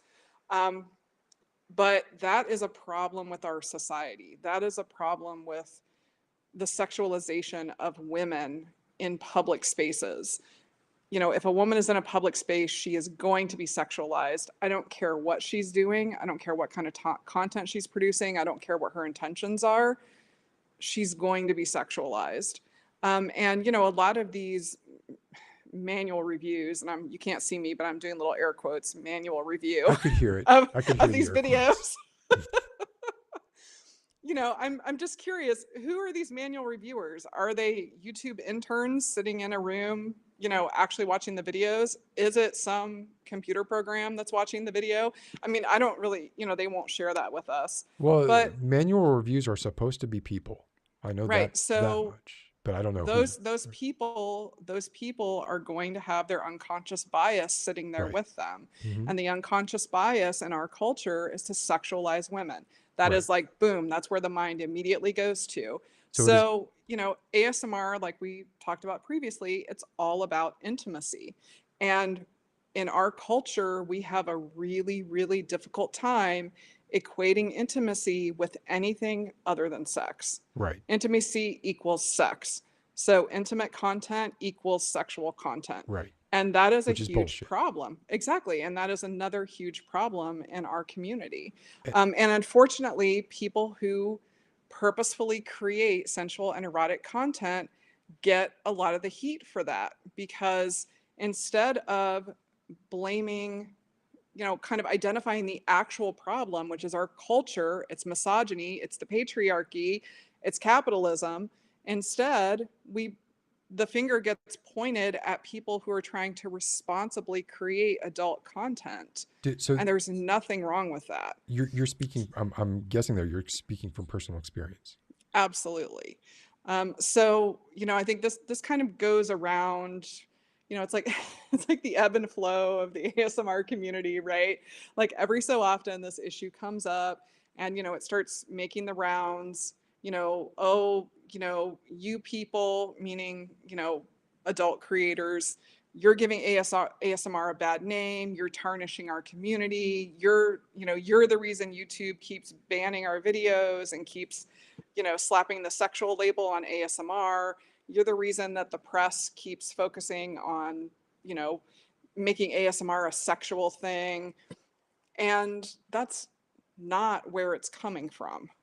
And I think that that's really unfair that adult creators have to bear the brunt of that, especially because a lot of us who do this purposefully, we are incredibly responsible with the content that we create, and we go out of our way to try to make sure that people who shouldn't be seeing it, meaning people under the age of 18, aren't seeing it. So there, I'm rant over. So Grace, I have listened to some of your content.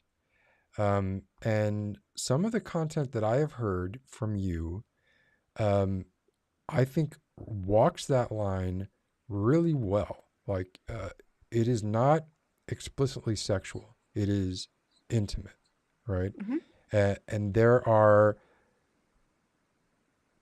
I can't put a number on it, right? But like millions of people, let's say, who especially, well, I mean, let's even take coronavirus out of it, right? Who don't really have the ability to connect with other people, either voluntarily or involuntarily. Well, it's almost always involuntarily, but it could be for a lot of reasons, right? It could be, well, we don't even need to go into the reasons, for a lot of reasons. And I could see where your content fills a very needed gap. And it's not pornography. I don't know the whole breadth of everything that you do. And if you do what you consider pornography, that's great, right? But the content that I have heard of yours is very much more like, hey, you can experience, with the help of your imagination, right, what it's like to be very close and intimate with somebody in a way that maybe there's like some innuendo in there or something, but it is not, this is not like, well, I can't say this word. This is not meant, I think, this is not this is not onanistic material, let's say. Right? This is material by which you can be like, I feel very comforted in a way that, especially if someone is single, right, or something like that, right, where they can, it's almost like, I don't want to, it's not like a real doll, no, it's almost like, it's just, it provides some of those chemicals being released in your brain, right, that can reassure you, that can make you feel like you're valuable, that can be a very good simulation substitute for all of these things that I only think like people who are very, very, I don't want prude.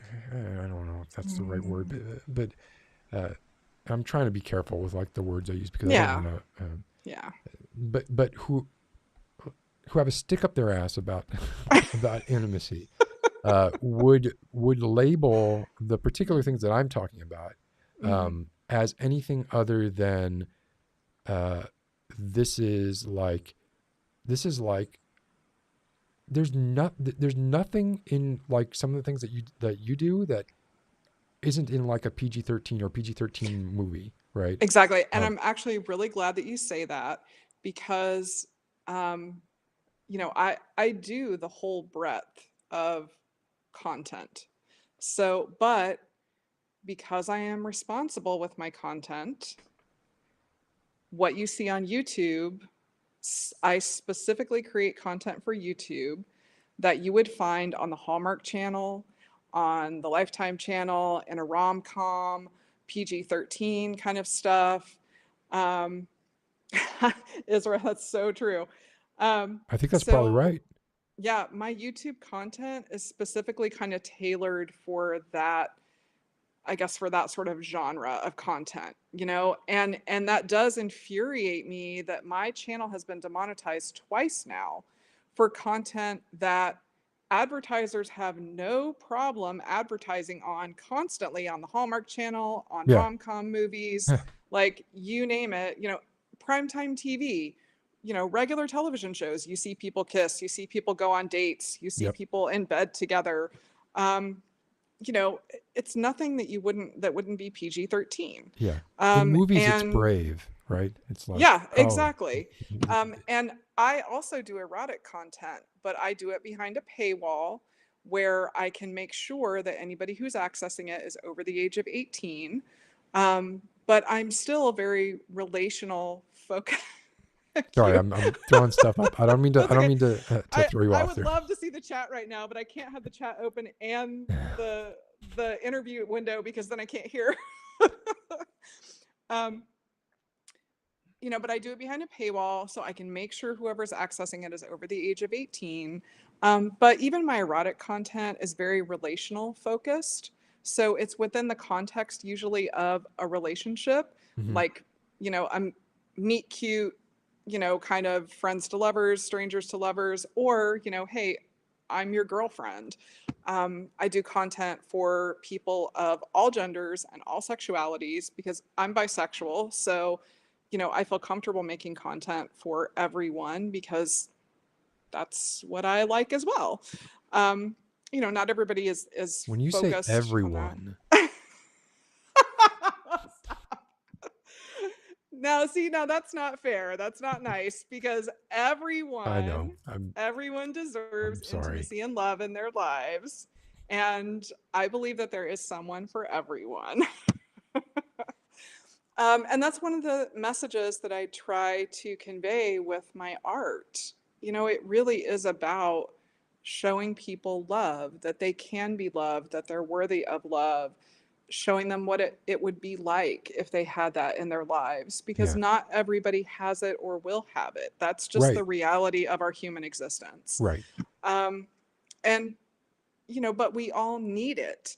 So if we don't have it in our real lives, but we have that human need, where are we supposed to go? And more these places that we can go to find this intimacy are being censored, shut down, demonetized, whatever. I mean, there's a bunch of stuff going on right now. I follow this porn writer in LA, and I almost had to mute him on Twitter because every day his feed is just full of this new legislation that's trying to, shut down sex work or, shut down adult content, censoring LGBTQ content, because a lot of times, and this is me getting off on a tangent, but a lot of times when adult content is censored, what also gets scooped up in that is LGBTQ related content and sex education content. Yeah. It all gets scooped up and it all gets censored. And then where are people supposed to go? Like, where are they supposed to go for information, for, to see people who are like them, to find connection, to find intimacy? Like, where are they supposed to go? And it's so frustrating. And I could certainly see, like, whatever. People with conservative agendas, socially conservative agendas, would have no compunction at all taking advantage of trying to paint all of those things with the same brush and say there's no difference between, like, and then also like try and throw things like sex trafficking in there and just make it all like this is all a monolith and we need to get rid of all of it. Right. Yep. I mean, from what I've seen and what I've heard, like I've heard that done. Right.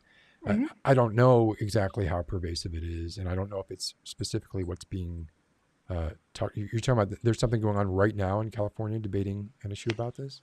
I can't remember if it was California. Well, I know in Florida they just passed the Oh "Don't yeah, Say Gay" yeah. bill for the schools. What Um, the fuck, man? I know, seriously, really? I mean, I'm not surprised about anything that I hear about Florida I anymore, but mean, that's just I'm sorry, but at least when I was in school, there was like zero representation in the classroom, and sex ed was a joke. I mean, a total joke, and never touched on any LGBTQ related issues around sex or relationships. Or, I mean, we didn't talk about relationships at all in sex ed, right? It was pretty much just don't have sex because you'll get all these horrible STDs. oh yeah, Here's a bunch of slides to scare the I shit remember out of those. you. Yeah, And showing like then, open sores and all kinds yes, of. oh my God. And like that was sex ed, that was it, right? And so a lot of the purpose behind my content is to show, to model, to, sorry, to model healthy relationships, to model a healthy relationship. What does that look like? What does that sound like? What does that feel like? Um, to model boundaries, what does that look like?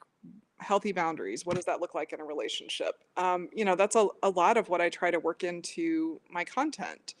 Um, and I have to tell you, Isra had kind of put up there, that the content can have a really good impact. I did a couple of audios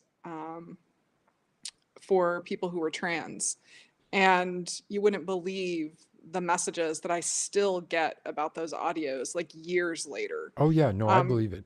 I I completely believe did, it. I've done a lot of relationship audios, and I've had messages from couples who said, "You helped save our relationship. Like, we use your audios to connect with each other and to enhance our sex life." And I'm like, wow, that's so cool. Oh my I God. could see it being like you had mentioned before, like almost like a oh shit, things can be like this. Hmm. Like Yeah. okay, people who have an unhealthy relationship with sex and intimacy often don't realize they have an unhealthy Hmm. relationship with sex and Yeah. intimacy.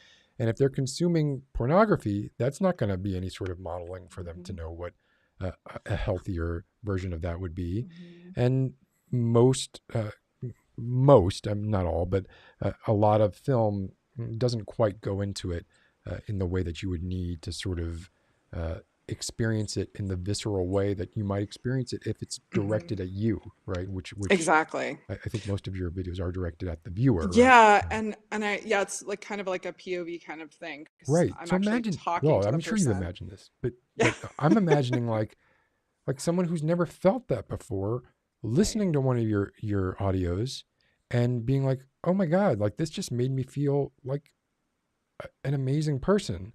And Hmm. now I want to go out and find that Right. in the real world, whatever. I want to go Yeah. out and find more of that. And I wasn't even aware that it was an option, right? Hmm. Right, Prior to because this. maybe they've never seen positive relationships modeled Right. in their life. They've never had anybody who's spoken nicely to them, or, made them feel confident, told them that it's okay, whatever it is that they're worried about, right? Like, it's okay. Yeah. Um, and that really is my hope. I don't want people to sit in their rooms and listen to my audios for the rest of their life. I want them to use my content to get to a place in their lives where, maybe they can, kind of blossom and go out into the world, like you said. Now, I fully acknowledge that some people have, a lot of challenges in their life, and there may be things going on that they have no control over. And I love that my content helps people, and obviously listen to it for as long as you need to. Um, but I would hope that at some point, people could take what they've learned and go out into the world with it. I've also heard from people who have had sexual trauma, sexual assault, just a lot of issues around sex and body image and self-confidence. And using audios can really help you to heal from a lot of that. It gives you a safe space to explore, to try things out, to, experiment with having that kind of intimacy in your life without the danger of having another person in the Yeah. room with you. Or the expectations. Yeah. Exactly. You're in control. Yeah, Right. exactly. You are totally in control because it's you and your imagination. And that's the really cool thing about audio as opposed to video. You mentioned pornography. I don't think there's anything wrong with porn. I watch it. I like it. A lot of people do. But it does I have a really friend who watches focus. it. I've never seen any of it. Oh, myself. right. Come on. But it really is focused on the physicality of sex, Yeah. right? The visual physicality of sex and the physical act of sex, Right. and that really is what it's about. Where with audio, it's more about the emotional experience, the intimacy. I think you don't totally get. different. Yeah. It's totally different. And also it requires the active imagination and participation of both the artist and the listener, Yeah. right? So I do my part when I make the recording. And then in order for it to really come to life and be a true full work of art, it requires the active participation of the listener on the other end. And it can be whatever you want it to be, right? I love that you just brought that up. Yeah, it's only limited by your imagination. And I think that is just the most amazing thing about the medium of audio. It's one of the reasons why I love it so much. Anu and I are both in the same boat. We have friends who are into porn stuff. Definitely not us at all. But and I really like the idea, and I like this I like this generally for art, right? Like I love the idea of productive consumption and being a participant in creating the art that you're consuming. And the more, it's true, the more leeway that you have there, I mean, reading, right, is a good example, right? The more, you don't have to put in the work if you don't want to, but generally, like, you're gonna, right, if you want the experience to be optimal, right. In a way, like, you don't own it, right? Like, it's that death of the author thing, right? Like, somebody is creating an experience using your template, essentially, right? And then creating the other side of it on their own, which I just think is, I think it's really cool. I'm happy. I'm just happy that you are doing what you're doing. And yeah, it just seems like every time we talk, like we're very much on the same page about this stuff.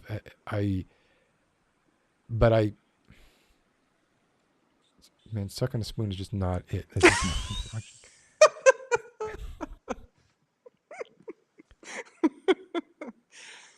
I don't know. I don't know what else to say. I think that video has value, but I think that the intention behind it and the actual end product are quite different than what the artist is sort of, feigning that they were.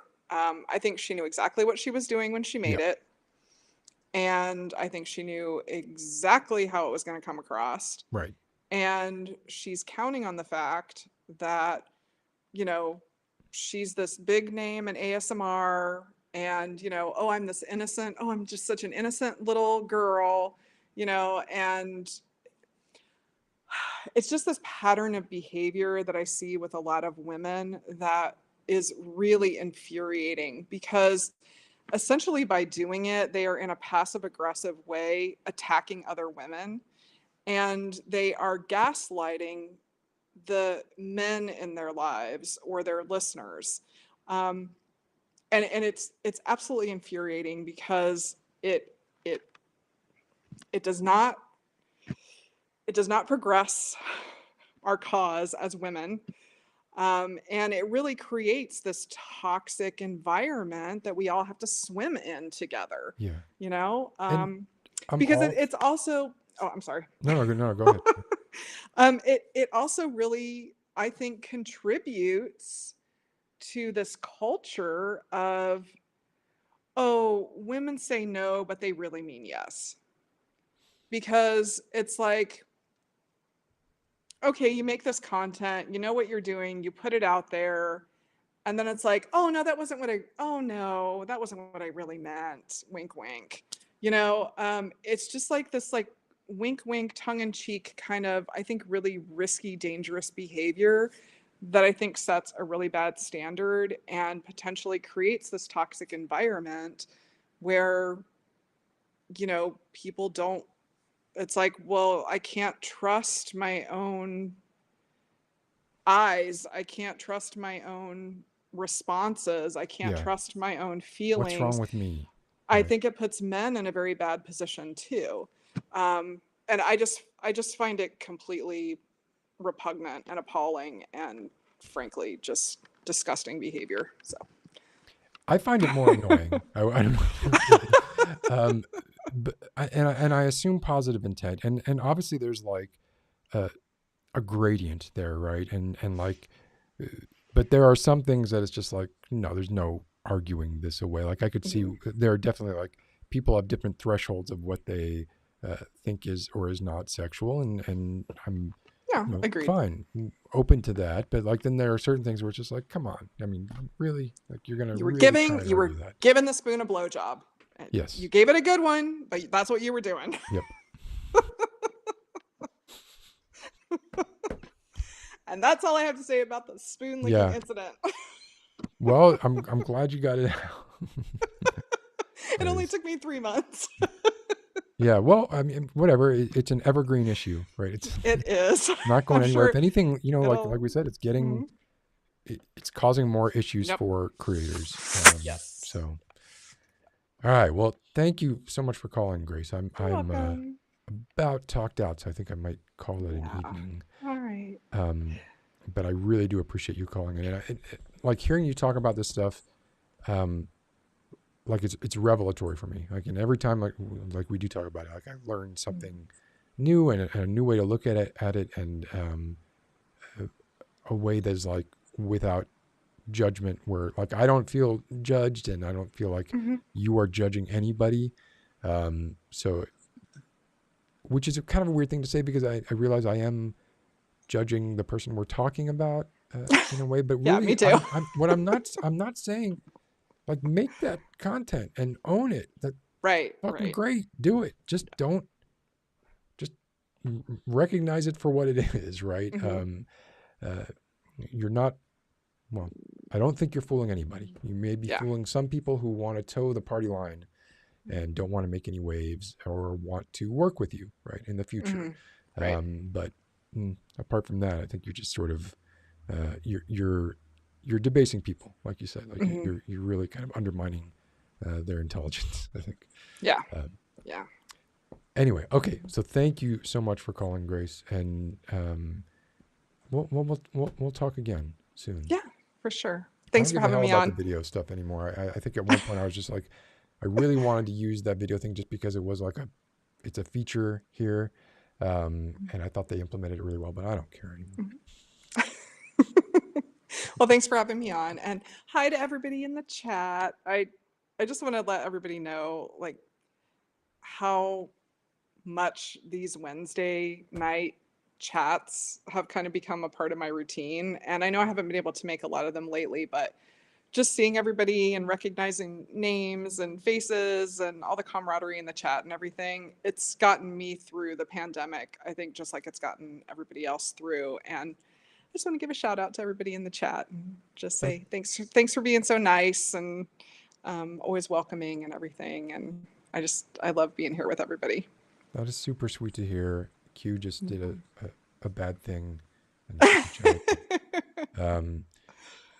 That is really great too. I mean, I like the fact that like I feel like I'm here hanging out, and it's just a place where people can come hang out.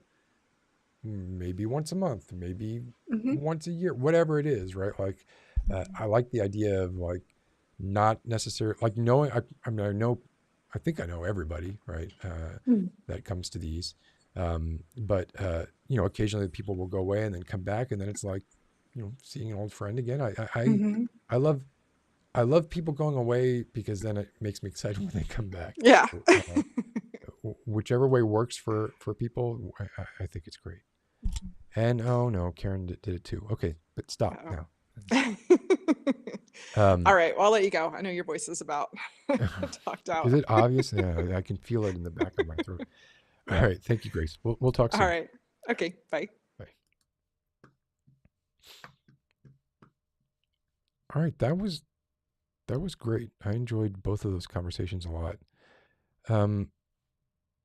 I wish I had the gas in the tank to talk to Václav.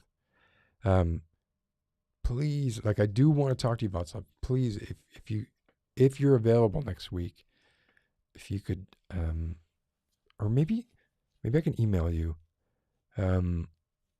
Actually, Václav, if you could email me, that would be great, and maybe we can arrange a date and a time and have it be more official. Have you actually kind of, well, not kind of, but actually come on, in a planned way.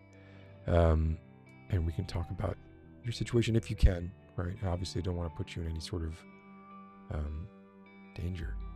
And I don't really know what kind of danger you'd be in. I don't know enough about it. Goateed with the sauce. I don't know what that means, Q. What does goateed with the sauce mean? Oh, thanks, Derek. It's really good to see you. For those who don't know, Derek's been around for a while. Derek, you made content for a long time, I think. If you still do, let us know. But either way, it's really good to see you. Well, okay. Well, I mean, I'll get in touch with him somehow. We'll see. But I don't know what being goateed with the sauce means. But thank you anyway. All right. So next week, well, actually, I might not be. This might not happen next week. Not sure yet. There's a chance it won't. Chance it will. I'll try to let you all know as soon as I can. But thank you all for hanging out again. I really, really appreciate it. And I feel much the same way I feel much the same way Grace expressed, which is I just love hanging out with y'all. So yeah, let's hang out again. 9 years, Derek. Crikey. Are you still making stuff? I might not be able to wait for that answer, but if you can search Derek Michael on YouTube. He was a really awesome creator back in the day, as they say. All right, I will see you all next week, most likely, and I hope you all have a good week. And there's Václav. Václav, email me, please. And I will email you back and see if we can arrange something, if you want to talk. All right, take care, everybody, and I will see you all soon.